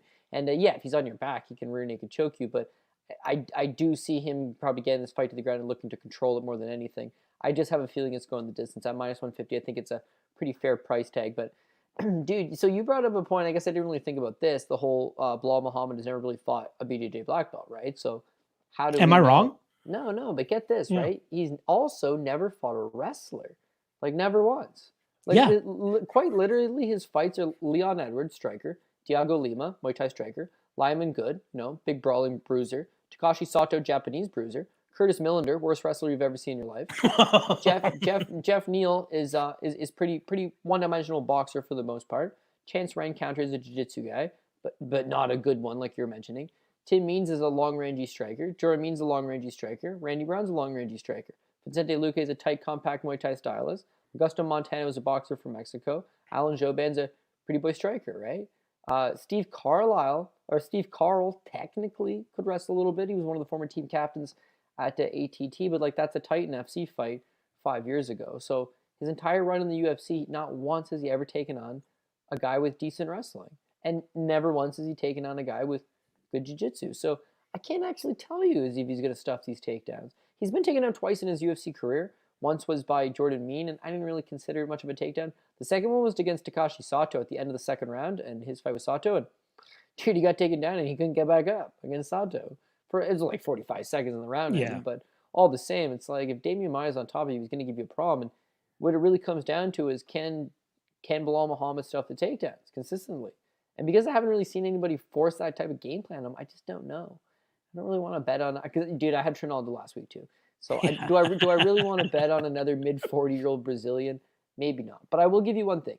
Trinaldo gave his best effort. I can't fault him for that. I can't fault him for that. He looked in excellent shape. Dude, if I was in his shape as a 20-year-old or a 25-year-old, you know what I mean? I wouldn't even own shirts. Shirts? What are you talking about? I was shirtless all the time.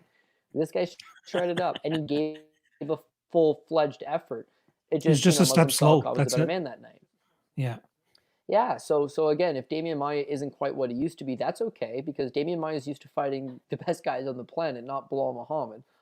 There's a reason why Bilal Muhammad keeps fighting Diego Lima, Lyman Good. Okay, realistically, right? Randy Brown outside of the top 15, although he's probably the best chance to actually have potential. But Jordan Means cut. Tim Means is outside the top 15. Chase Rancounter's cut. Curtis Millender is cut. Takashi Sato's cut. Lyman Good, I don't even know what Lyman Good's up to. Diego Lima, I think he's still clinging on to a job, but he's certainly out of the top 20. He's fighting Matt Brown next. Yeah, and then for the first time, they give him Leon Edwards. For the first time, it's like, okay, he's finally got an actual fight. Well, actually, that's a lie. His losses are to good guys, Jeff Neal and Vicente Luque and Alan Jouban. But every time he steps up, he loses. Meanwhile, with Damian Maia, like, dude's fighting Colby. Dude's fighting Usman. Dude's fighting Jordan Masvidal. Like, he only fights the best guys in the world. Like, Bilal Muhammad is not competing at that level. However, the one opponent that never loses is Father Time, and Father Time will get Damian Maia eventually. Reason why, Gilbert Burns knocks him out, but he hadn't been knocked out since the Nate Marquardt fight, right? That was 11 years ago. You know, he walks into that straight punch from Nate Marquardt, and then that was crazy. Yeah, he totally reshaped his striking game after that, and it has made a lot of strides into his striking game. But the fact that Burns knocks him out, you know, hey, it's MMA, it's going to happen eventually, but maybe it is a sign that his best days are behind him. However, the saving grace there is that he took Gilbert Burns down, and that's what you want to see here. You taking Burns down, good chance he takes down Bilal Muhammad as well. And if that's the case, he's going to have some success. So I agree, live underdog. However, I think the best course of action for myself personally is just the fight goes the distance, minus 150, covered on both sides. In terms of a pick, though, you on Bilal or Maia? You know what? I kind of had Maia on dog or pass just because I think there's a lot of dogs this week, and I think if you spam a couple of them, you're going to come out on the positive side of things. But watching Bilal Muhammad, like, he does have a really good gas tank and he's a good pressure guy. What it really comes down to is the takedown defense. And it's just a gray area. It's an assumption. If you're betting Damian Maia, you're assuming Bilal Muhammad doesn't have takedown defense. If you're betting Bilal Muhammad, you're assuming that he does. It's an assumption on either side. So, you know, at that price, why not go for the underdog? But, you know, again, I did take Trinaldo last week, and I suppose I should have learned a lesson out of it. So I don't know. Tomorrow's only Friday, so I still got a day to make an official pick for it on Twitter. But I'm gonna take all of that day, my friend, because like many things, I try to get as much info as you can. Watch the weigh-ins. What does Maia look like on the scale? He has been off for a little while, right? Like there's still some things to factor in. Once we've got all that info, we'll lock it in. It's still up in the air, but as of right now, I'm kind of leaning towards.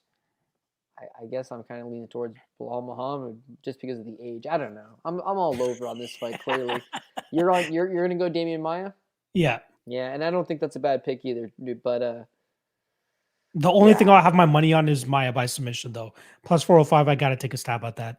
Yeah, no, listen, it's a big plus money price tag. I'm gonna go the coward's way and take the safe route. Just take the minus 150. Fight goes the distance. That's the way I'm gonna go and just slow bankroll build. But if Maia was to go out there and get a submission, it'd be big for sure. Cut to Cody in about 3 hours, still trying to mull this fucking one over, pulling his hair out and stomping on his hat and shit. All right, let's move on to the first 5-round fight that we got on the night. And this is the first. This is the first ever non-title fight, non-main event 5-rounder that the UFC's done. I hope this is something that they do in the future for other co-main events that have a lot of things kind of hanging in the wings for that fight, like number one contender fights or something like that. They need to do this more often for co-main events. So we got Leon Edwards coming in at -600 against Nate Diaz +450. A great moment at the press conference earlier. I'm not sure if you saw it. Nate Diaz sparking up a spliff or a blunt and trying to pass it over to Brandon Moreno or Marvin Vettori, and both guys just turning it down, but he's just puffing away while sitting there on the stand at the press conference. Nate Diaz doing Nate Diaz shit. Not to mention, a couple of days ago, post on Instagram, he's taking shrooms on fight week. That's Nate Diaz. That is the type of Nate Diaz that we're going to begin. So last time we saw Nate Diaz, he went out there and he lost to Jorge Masvidal, UFC 254 in November of 2019. Has been sitting on the sidelines since, and it seems like he was able to come to terms with the UFC in terms of fighting Leon Edwards, but on his terms, which I believe is why this is a 5-round fight. There's no way Leon Edwards called up the UFC. He's like, hey, I want a 5-round fight if I'm fighting Nate Diaz. That's not happening. UFC is going to be like, go fuck yourself. Now Nate Diaz gets his 5-round thing, which is, theoretically, it probably favors him because I do expect him to have the cardio advantage in this fight. But cardio advantage means nothing when you're getting absolutely lit up for the first 3.5 to 4 rounds, which I expect to happen here with Leon Edwards. Leon Edwards, like you're saying, at -600, I definitely think he's a parlayable piece. Like you said, I think that him and Hill are probably one of the safest pieces on this card, and they should go out there and do their thing. Leon Edwards, from the outside looking in, if you haven't really been watching him fight as of late, most people will think he's just a striker. But watch his fights, man. He mixes in the takedowns when he needs them. He has good top control. He has decent jiu-jitsu. I think he's a great all-around fighter. He's going to be the slightly bigger fighter in this matchup as well, which I think will come into play, especially when he wants to take this fight to the ground. And a lot of people might be like, why would Leon Edwards want to take black belt and Nate Diaz down over and over again? But when you watch Nate Diaz off of his back in recent memory, he hasn't been looking the greatest, right? He's not hitting reversals or hitting triangle chokes off of his back like he used to. And it seems like it's almost to his detriment because he feels a little bit too comfortable off of his back. Excuse me. Too comfortable. Fucking dying. Yeah. I think Nate Diaz is trying to get to me. Dude, I was just saying, he's got you in a What are you saying, bro?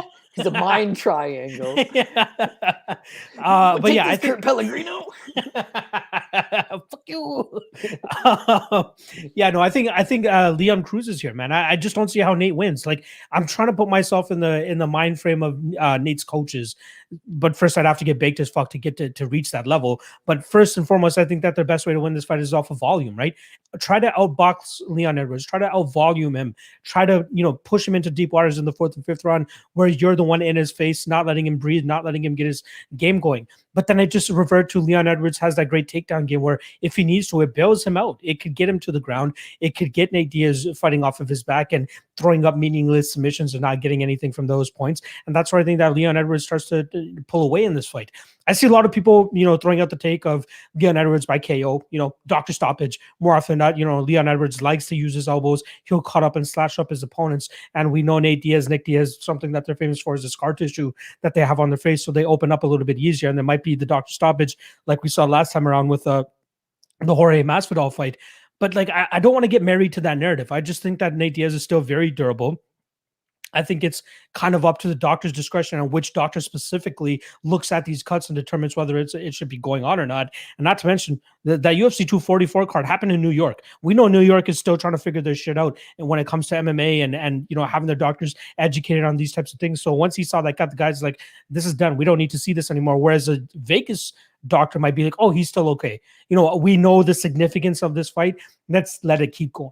Which leads me to believe that we'll see Leon Edwards just grind this fight out. I think he's going to get at least 2 rounds in the bag off of grinding Nate Diaz out by taking him down, landing some good shots from on top, keeping him down control time, and then another 2 rounds with at least outstriking him, and getting his game going that way. So I do like Leon Edwards here. I do like Leon by decision, which is currently sitting at Edwards by decision plus 165. I don't mind that number. If you want to play this fight straight, I think that's the way to do it. I'd be surprised if there's a finish either way here, to be honest. Diaz durable is out. The last time we saw him get knocked out by a legitimate strike was Josh Thompson. close to 8 years ago, 7 years ago. It's been a long time since we saw him got knocked out. And then Leon Edwards, obviously only one loss on his career. I believe it was that to Kamaru Usman, got grinded out in that fight. Yeah, I like Edwards here. Completely understand why he's minus 600. Probably deserves to be even higher than that, but it's the Nate Diaz fandom and the love that continues to bring that number down to hover at that plus 450. So I'm going Edwards plus 165 via decision. How are you seeing this one? Hey, let's not forget about that time Claudio Silva beat Leon Edwards. What was going on there? Oh yeah, two losses. I apologize. Yeah, wow. I mean, since then he's really reinvented himself. I think Leon Edwards is one of the best guys of the division. Unfortunately, he doesn't seem to have a brash personality. He doesn't really seem to have some fight-ending special move, and people just don't really seem to get behind him. But as far as the skill goes, dude, I really like what he brings to the table.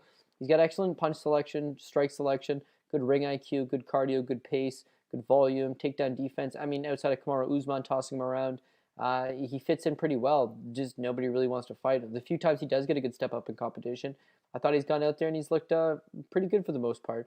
Yeah, you can point out to little mistakes here and there. Let's say the third round against Gunnar Nelson, stuff like that. But I think he is progressing. It's just that you'd like to see him stay active, and because nobody wants to fight him, it's hard to stay active. It's hard to get that experience. It's hard to get that grinded. He goes out there and says, you know what? I'll fight Chimaev. Nobody's saying that. Nobody wants to fight Kianzad Chimaev. In fact, everybody says the same thing. Like, well, let him beat a ranked guy first. It's like, well, you're a ranked guy. Why doesn't he fight you? And they're like, oh, I mean, yeah, let him beat somebody ranked first. It's like, nobody wants to fight this guy. But Edwards, nobody wants to fight him. So he's like, I'll do it. So they book it. Gets canceled. So Edwards is like, I'll do it again. Okay, booked a second time. Canceled. Third time. Edwards in. Booked. Canceled. Now the UFC's like, dude, you know what? We're really sorry. We're sorry that you've had 3 straight fights fall through, that we kept insisting on this matchup, that we kept booking it, that we can't even find someone to fight. We're sorry. We'll give you the Nate Diaz treatment, which is just like half of the opponent that Chimaev is, and 3 times the name. Everybody knows who Nate Diaz is. He fought Conor McGregor twice. He still stands to probably get a trilogy match.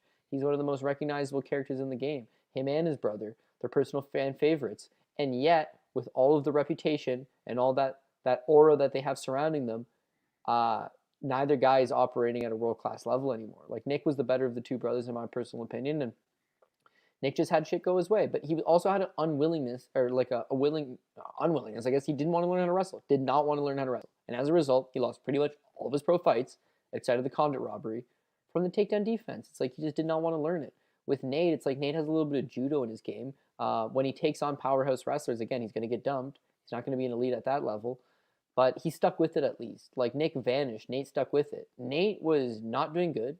He missed weight against Rafael dos Anjos and then proceeded to get smashed up. Was kind of seeming like he had one foot out the door. And then he beats on, Michael Johnson, grabs the mic, says, Conor McGregor, you're stealing everything I work for. I'm going to fight your ass. And then Rafael dos Anjos breaks his foot, and he does get the fight. And that quite literally changed the trajectory of his life. Now he's one of these, I'll smoke a doob at the press conference and be like, I ain't fighting for anything less than $1 million. It's like, where do you get off on this, dude? What have you actually done? But he has the win over Conor McGregor. Conor McGregor quite literally gave him red panty life, because his career was not going particularly well until he scored that monumental upset.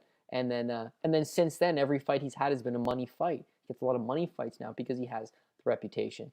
But Leon Edwards stands to steal that shine, and that's what they need. They need to find a way to market Leon Edwards to the average person. They haven't been able to figure it out yet. And then whenever Nate Diaz would do exactly that. This is supposed to be a competitive fight, and yet it's a 6-1 play on Leon Edwards, and nobody's disagreeing with the line. So I'm going to have to agree. Now, the point, you make an excellent point about the cut stoppage potential. You know, Nate Diaz does open a lot. Leon Edwards does have some nasty elbows inside the clinch. It's just 5 rounds. But again, I mean, are we in the business of betting on cut stoppages? Like, it is a rarity. It depends who the judge is, or who the ref is. It depends who the commission is. It depends how the flow of the fight is. If it's a close fight, they don't stop it on cuts. If it's a 3-0 route, a 4-0 route, you ain't making a comeback. A little bit more. All those things are factoring in. But yeah, I can't bank on a cut stoppage. What I have to bank on is that Leon Edwards, just like he often does, go through the motions, you know, and outpoint this guy for a decision victory. Plus 165 Edwards by decision. I'm going to take that and then use Leon Edwards as a parlay material for Jamal Hill. That'll be the basis of our top ticket this week. Yeah, I haven't seen as much, like, I've never seen a fight week where people are just hammering on a KO prop, hoping that there's going to be a cut stoppage. I had somebody even on my earlier stream saying, I wish I could bet on Dr. Stoppage. And I'm like, how long have you been watching MMA? Because Dr. Stoppage is pretty much KO. That's the KO prop. But whatever. It is what it is. We're both going Edwards decision. Is that correct? Yeah, definitely. Perfect. All right.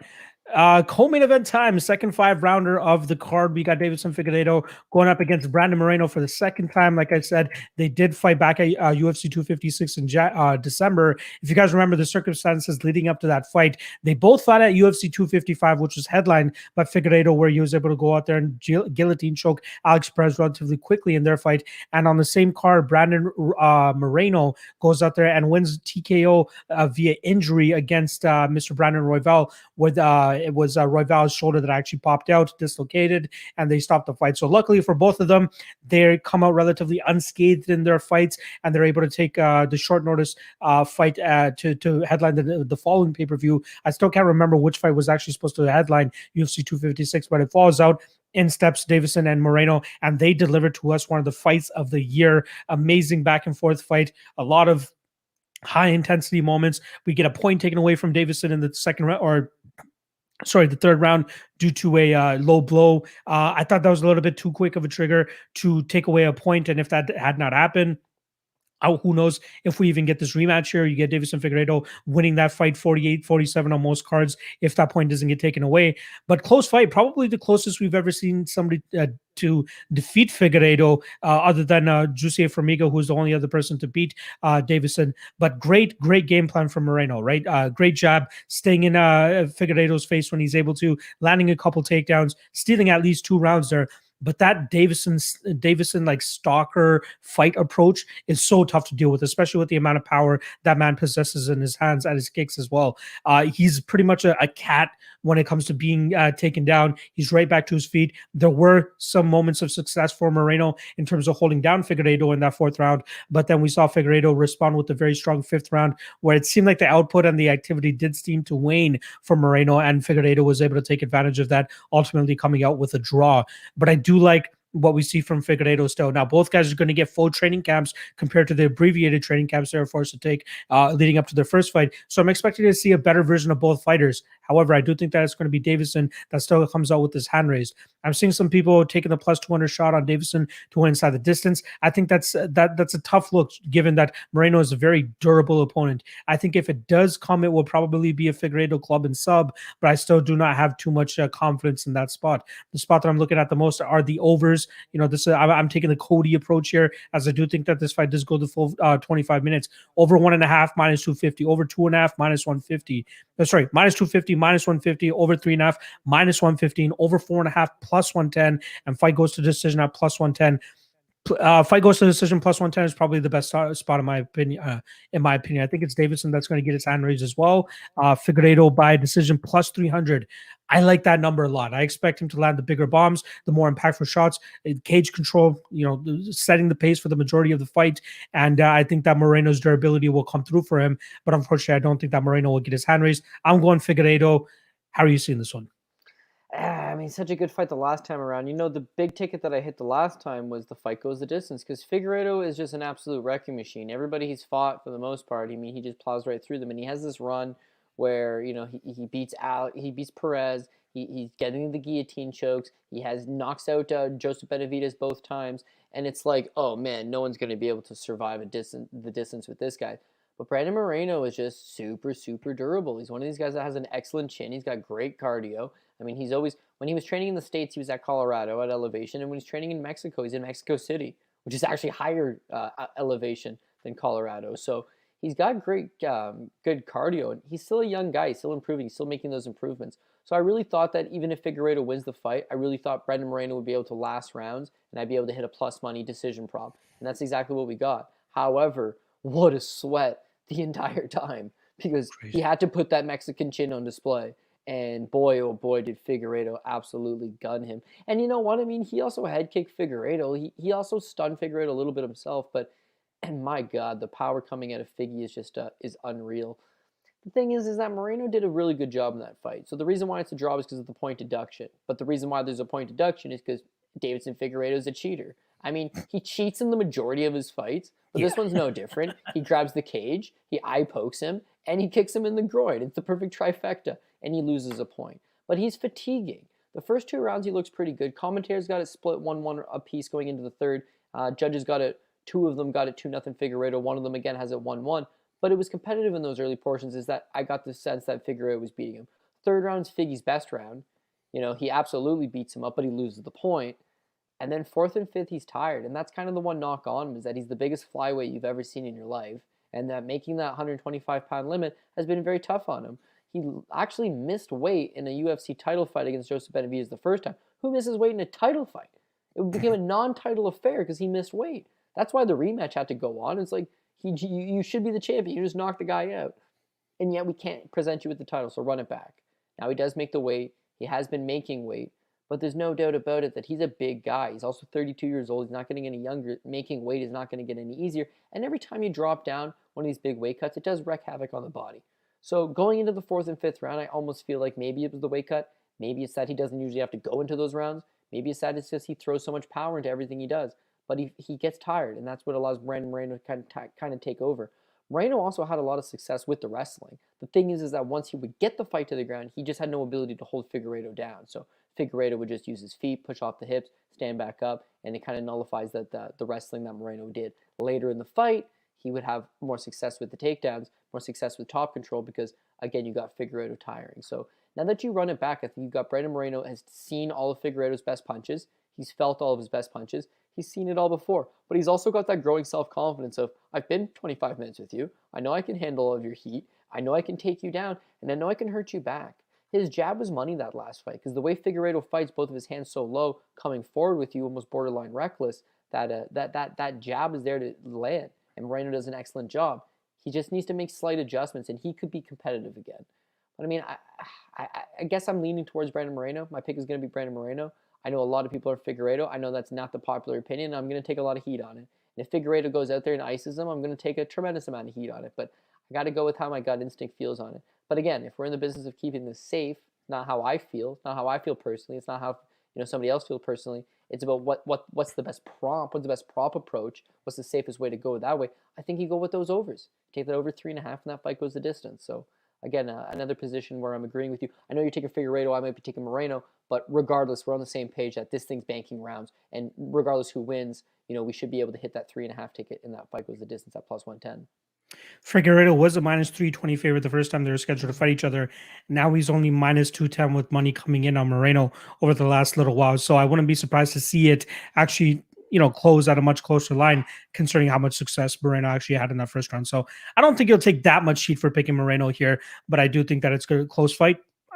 But I do believe that we're both on the nail here with the fight going to a decision at plus 110. I think that's a little bit of a steal. All right, that brings us to our main event. Do want to remind you guys, if you guys are in the chat, please do hit that like, hit that subscribe, and then obviously go check out Cody's channel as well, CJ MMA. The link is in the description below. Click that link and then click subscribe. And then while you're at it, after this stream is done, go check out his Bellator 260 preview, which he dropped earlier today, and get ready for the fights tomorrow. All right.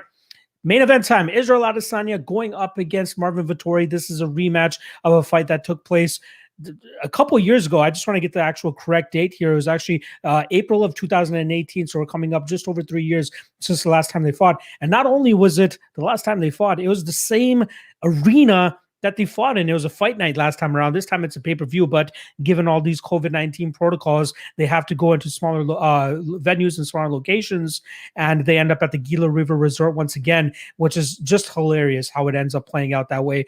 But still, very competitive fight here. Last time around, we had Israel Adesanya as a minus 245 favorite. Right now, he's sitting at minus 255, and I wouldn't be surprised if that line continues to close as fight week rolls on. I'm not sure if you caught the press conference. It seemed like Marvin Vettori was getting very much heated, as he always does. What else is new, right? But I'm hoping that he can go out there and showcase some sort of patience and discipline once he steps inside the cage, because he has a really good shot of going out there and toppling the middleweight king in Israel Adesanya. Ultimately, I'm going to be going with the underdog here, Marvin Vettori, and I do think that he can take his grapple-heavy approach and be successful with it against Israel Adesanya. Now, before the Blachowicz fight, a lot of people were like, "Oh, Izzy can't get taken down, and takedown defense is really great, and when he gets taken down, he's right back to his feet." And I was one of those believers, but we kind of just move past that third round of the Vettori fight, where Vettori obviously down 2 rounds, gets that takedown in the third round, and makes a very good case for himself to have a solid round. There obviously got his the 10-9 in that round, but lost because he lost the first 2 rounds. But I think he will be successful enough in terms of taking what Adesanya dishes to him in those first 2 rounds and then landing takedowns later that this fight goes a la Jan Blachowicz. Now, Blachowicz, obviously a 205er, a much bigger fighter and stronger fighter than Israel Adesanya, but good Lord, is Marvin Vettori big and strong, much bigger and stronger than he used to be when they fought 3 years ago. Shout out to whoever his nutritionist is, because they're doing some good work with him. But I do think that Vettori will have the advantage in terms of being the stronger guy, which will allow him in part to take this fight to the ground. The one thing that Adesanya does very well and gets his opponents to fear is his feints, right? That's something that Blachowicz was biting on very hard. Marvin Vettori was biting on very hard earlier in their fights. But then as the fight started to wear on, they started to not give a fuck about it as much. They started getting their own combinations off, and then they started closing their distance and started dragging the fight to the ground. Luckily for Jan Blachowicz, he still had another 2 more rounds to go compared to Marvin Vettori, who only had the third round. That's it. Now he has an extra 2 rounds to go out there and implement a similar game plan that he did in the first fight, try to replicate what Jan Blachowicz did, and I think he'll be successful in doing so. I think Vettori is very durable. He can take a punch. As long as Adesanya doesn't go out there and chase a game plan similar to what he did against Paulo Costa, which was beat up that calf, debilitate the forward movement and the power that's going to be coming his way, he should go out there and light up Vettori with that calf kick and then let his hands go after that. But I think that Vettori is going to be prepared for that. Training under Rafael Cordero. Not to mention the last time that he fought Adesanya, that I believe that was his first full camp at King's MMA. Now he's had several training camps, comfortable, cozy, and cushy over there with Rafael Cordero, and I think that's going to be a big part for him to go out there and be comfortable fighting in the US where he lives now, where he's training full time, and then obviously being on the win streak that he's currently on, all the motivation to go out there and land the takedowns and grind this fight out. So I'm going Vettori. I'm going Vettori by decision. I do see this one ranking up rounds. I don't see a finish coming from either side. I'd be very surprised if there's a finish on either side, as both guys are quite durable. So Vettori by decision is currently sitting at plus 405. Give me some of that, because that's what I like. I think Vettori grinds this one out, and being the bigger, stronger guy. I don't know what your take is on this. Are you on the Vettori side or are you on the Israel Adesanya side? Yeah, I got Marvin Vettori as well. Honestly, I think shit. Yeah, I think Okay. there's going to be at the very least one and new. I don't think Figueiredo and Izzy are both going to go retain. And I know that they're the most popular guys. I mean, everybody I see, I don't want to say casual. I hate the word casual. Just it gets thrown out so much. But just like the average fight fan loves Israel Adesanya. They know Figueiredo. They're both champions. They're both recognizable. They're both guys that have a good reputation within the company. They're exciting fighters. They naturally get the gravitational pull. And the line kind of suggests a reflection of that. The last time Vettori fought him, it was close. And it should have been a split decision, but he still won that third round. He uses wrestling. And the thing that people forget is that Marvin Vettori was 24 years old when he fought him the first time. It was a 28-year-old versus a 24-year-old. So as far as I'm concerned, it's like there's a lot of room for progression. He was also training out of Italy and had just made it stateside, as you mentioned. Has made a lot of improvements since then. Since he fought Israel Adesanya the last time, he's fought in 17 rounds in the UFC. He's lost 1 round. And that was a round he voluntarily took off against Jack Hermanson, the third round, I'm pretty sure. It's like he's looked near flawless. He's made improvements everywhere. And I think you mentioned the King's MMA Rafael Cordero connection. I think that's an excellent thing because Rafael Cordero is a genius. I think we can all agree with that. Rafael Cordero takes a welterweight, okay? He takes a welterweight who's ballooned up to 185 pounds, is 5'9", and there's no world is going to outstrike Israel Adesanya, named Kelvin Gastelum, and fuck, man, like stretches him to the end, going into the 5th round, it's 2-2. Hurts him with a head kick of all things. Like, Rafael Cordero's made a game plan for this man before. He knows how to pressure him, and he's an excellent striking coach. So I think he'll have Vettori. Vettori's not going to go out there necessarily outstrike Israel Adesanya. It's just be smart enough, mind your P's and Q's long enough to stay safe, and then he's got to shoot those takedowns. Now, Vettori wasn't a guy that would wrestle a whole lot. Maybe shoot 1, 2 takedowns at the very most. Can he wrestle? Maybe, but not something that he was using a whole lot. Now, going into the Kevin Holland fight, I was very adamant he's going to wrestle. He can wrestle. He knows that's the easiest path to victory against Kevin Holland. He'll take it. People disagreed, but he goes out there and he shoots 9 takedowns. As a result, he doesn't land any significant strikes for the most part. It's pretty low output in that regard, but he does a rinse and repeat with the wrestling. So you see him in the Hermanson fight land like 160 significant strikes. And in the very next fight, just goes balls to the walls with the 9 takedowns. It's like he is versatile, he is well-rounded, and it all depends on what's the winning game plan. So how do you beat Israel Adesanya? Well, striking him is not going to be your best path to victory. You can strike with him, just like Jan did, just like Kelvin Gastelum did, but for the most part, he's just too fluid as a counterpuncher, too long and rangy. But what Marvin does well is that he backs guys up. You know, he comes through the pocket, he's hittable, but he's got a great chin on him. He'll have to take a punch to give a punch, but it's all about closing that gap, getting this guy against the cage, and hopefully peeling him to the ground. Now, again, you're going to be in the same boat as me. We're going to take a lot of flack on the Vettori pick. It's just what it is. Israel Adesanya is a fan favorite, and he's got a pretty rabid fan base. The biggest thing, though, is if you don't feel comfortable on either side, Adesanya or on Marvin Vettori, and we're hitting these overs. We're hitting the over 2.5, 3.5, 4.5, and fight goes the distance. So 2.5 is chalky, obviously, it's minus 220. The 3.5 is minus 160. The 4.5 is minus 135, and the fight goes the distance is minus 130. So again, when you look at Israel Adesanya, he's extremely durable, right? Who has finished him in the UFC? Effectively, a nobody. Jan Blachowicz is the light heavyweight champion. Izzy weighs on the scale at 200 pounds. Doesn't even show up at 205. It still goes 5 rounds with Jan. And Jan's actually not traditionally a power puncher, but boy, oh boy, that guy's power has been translating lately. As far as his kickboxing career goes, he gets knocked out by Alex Pereira, one of the greatest kickboxers to walk the planet in a very long time. It's no shame. His durability is not a question. Marvin Vettori's durability is, again, not a question.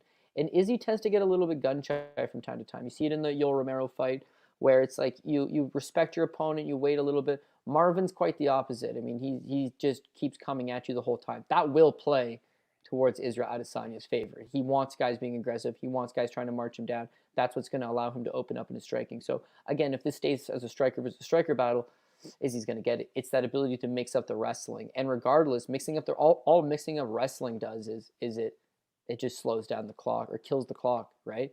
If you could knock out Kevin Holland from a ground and pound position or, get anything really going, it's going to be tough against Izzy as well. He's not going to be complete fish out of water. Jan's a much better black belt. Jan's a much better grappler. Jan's way heavier on top. Holy shit, Tyler Diamond just survived a decision? My God. Sorry, man. If I kept looking down, win? No, fuck no, he didn't win. Okay, But I had Luke Kane by decision. Again, I tried to improve the 325. They could have stopped it in the second, dude. He got absolutely thrashed. I kept looking down, like, why do I do this to myself? why didn't I just bet it straight up? And he was parlayed anyways. Like, why do I chase this stupid fucking decision, bro? After I just finished telling you earlier in the show, like, sometimes you got to improve the price. I was like, why do I take my own advice? And holy shit, dude, he's got heart anyways. Regardless, heart is the key, and heart will get you rounds. And rounds, as you can tell, I'm a over better. I think when you got two guys that are durable, they've been in there with each other. It's world class fighting. 5 rounds to work with. Neither guy's going to be, overly anxious to go out there and get the job done too fast. I think we're going to bank some rounds. Marvin seems like he's just frothing at the mouth, and he's a crazy person.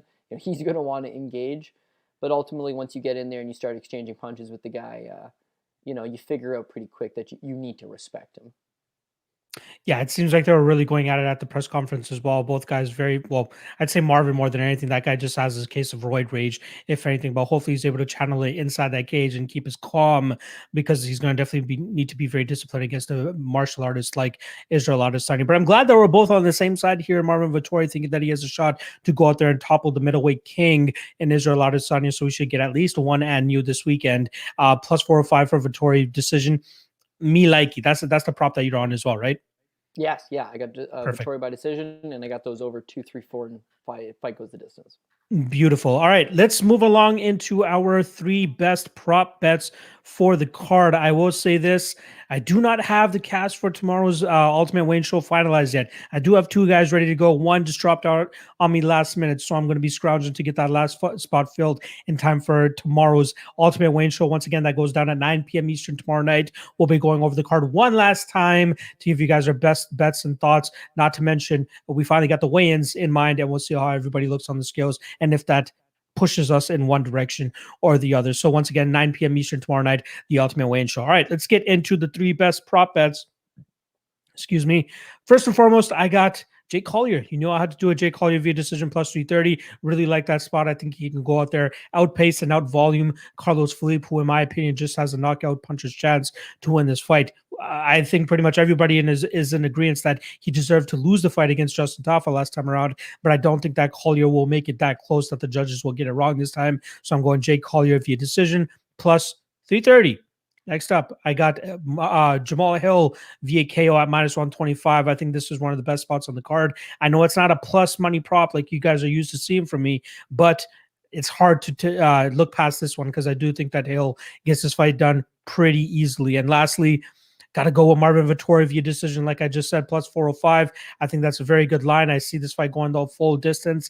I think both guys are quite durable, but I think it's going to be the grapple-heavy approach from Marvin Vettori. He might not be successful with it in all 5 rounds, but I think he'll be able to at least squeak out 3 of those rounds with the grapple-heavy approach, and that's all we're going to need to cash that plus 405 ticket.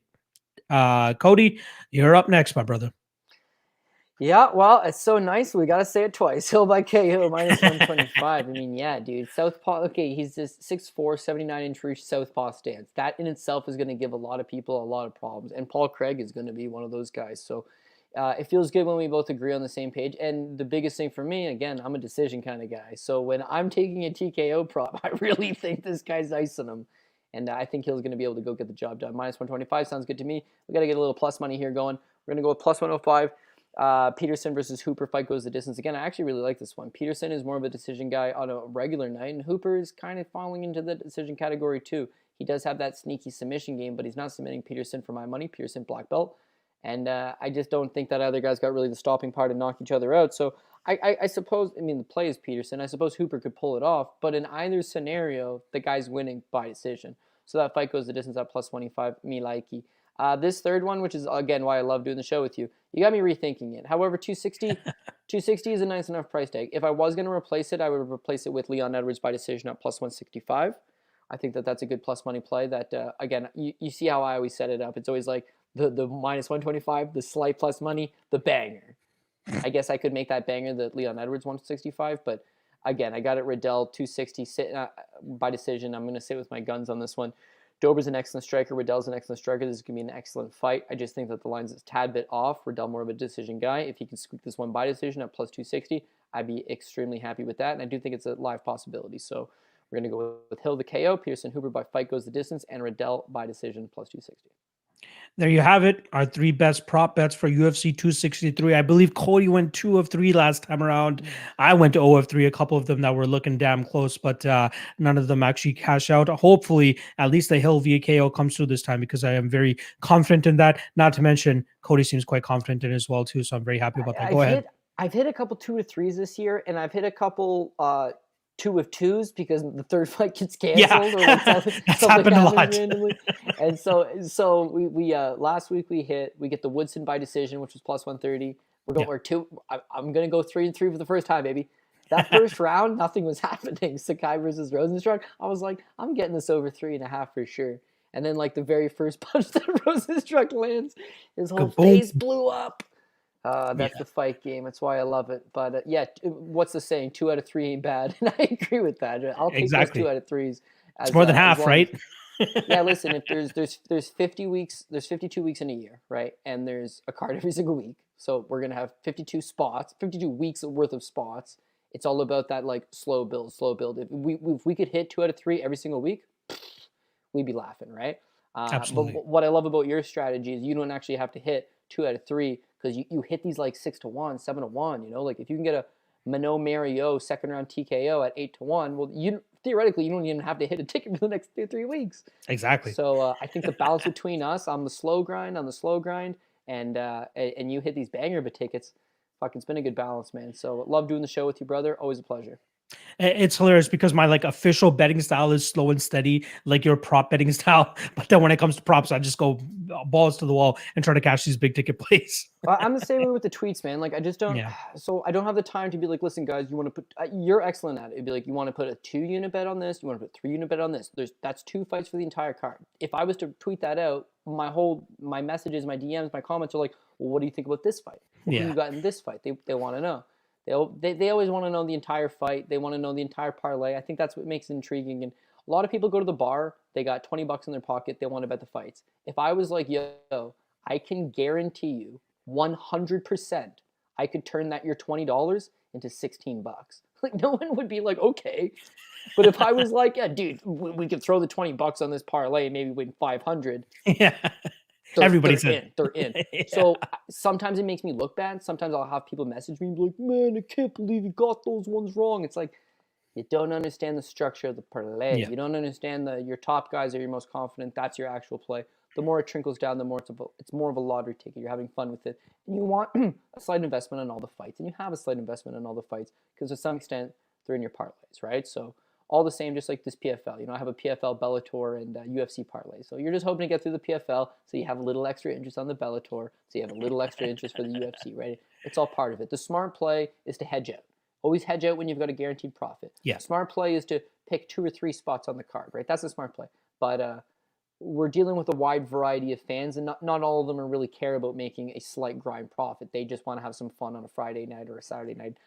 I dig that too. So I try to cater to everybody. But if you follow me and you understand the betting style and you appreciate what I do, or you support it, or you enjoy it, or whatever the case, shout out to you, man. I really do appreciate all the people that have kind messages that they send me. And just I wouldn't say it's a roller coaster. I mean, just like people have been super supportive right from the start. Even us launching this show, just the reception has been awesome. And there's a lot of good people in this community, and I feel like we're doing a good job of bringing a lot of them together. Absolutely. I'm not sure if you have much more else to say, but I'll give you the platform to say anything on the way out before I wrap up the show, brother. Yeah, that's about it. I mean, hit me up on Twitter if you got any questions. I'm not one of these guys that's like, I'm subscribed to my YouTube channel, but I got to get 1,000 subscribers so I can monetize it, right? Yeah. Again, I'm at like 600. If you're not following me, just, a quick subscribe. If you are following me, you the man. And if you don't want to, subscribe and tell me to go fuck myself, that's cool too, man. You're entitled to your opinion. I thought I'd try. It didn't work. Just slide it in there. If I got a couple subscriptions out of there, it was all worth it. But as always, thanks again for joining us on a Thursday night. Sorry about the 1 hour delay in start time, but again, I thought it worked out for the best. We still had a solid crew of people come out and support the show. So shout out to everybody. They're still doing some mathematics in the chat. I'm not even going to bother to figure out what the hell they're trying to talk about in there. But shout out to everybody that was able to join us on this Thursday evening. If you guys haven't already, make sure you guys hit that like, hit that subscribe. I know Cody's not going to say it, so go over there to his channel and hit that subscribe because it'll definitely help him out as well. Because I know he has some big plans for that channel, and I can't wait to see what he brings to life over there. Tomorrow night, like I said, 9 p.m. Eastern, the Ultimate Weigh-In Show. I will announce the cast as soon as I'm able to finalize that last slot. I will announce it on the Twitter page, so make sure you guys go check that out. Either way, 9 p.m. Eastern, I will be here along with 3 other guests of mine to break down the fights for you guys one last time. All right, appreciate you guys joining us for this UFC 263 edition of Propping You Up. Hopefully we can cash some tickets, and me and Cody will see you guys once again next Thursday at 8 p.m. Eastern. Good luck on your best this weekend. Let's cash some tickets, fellas.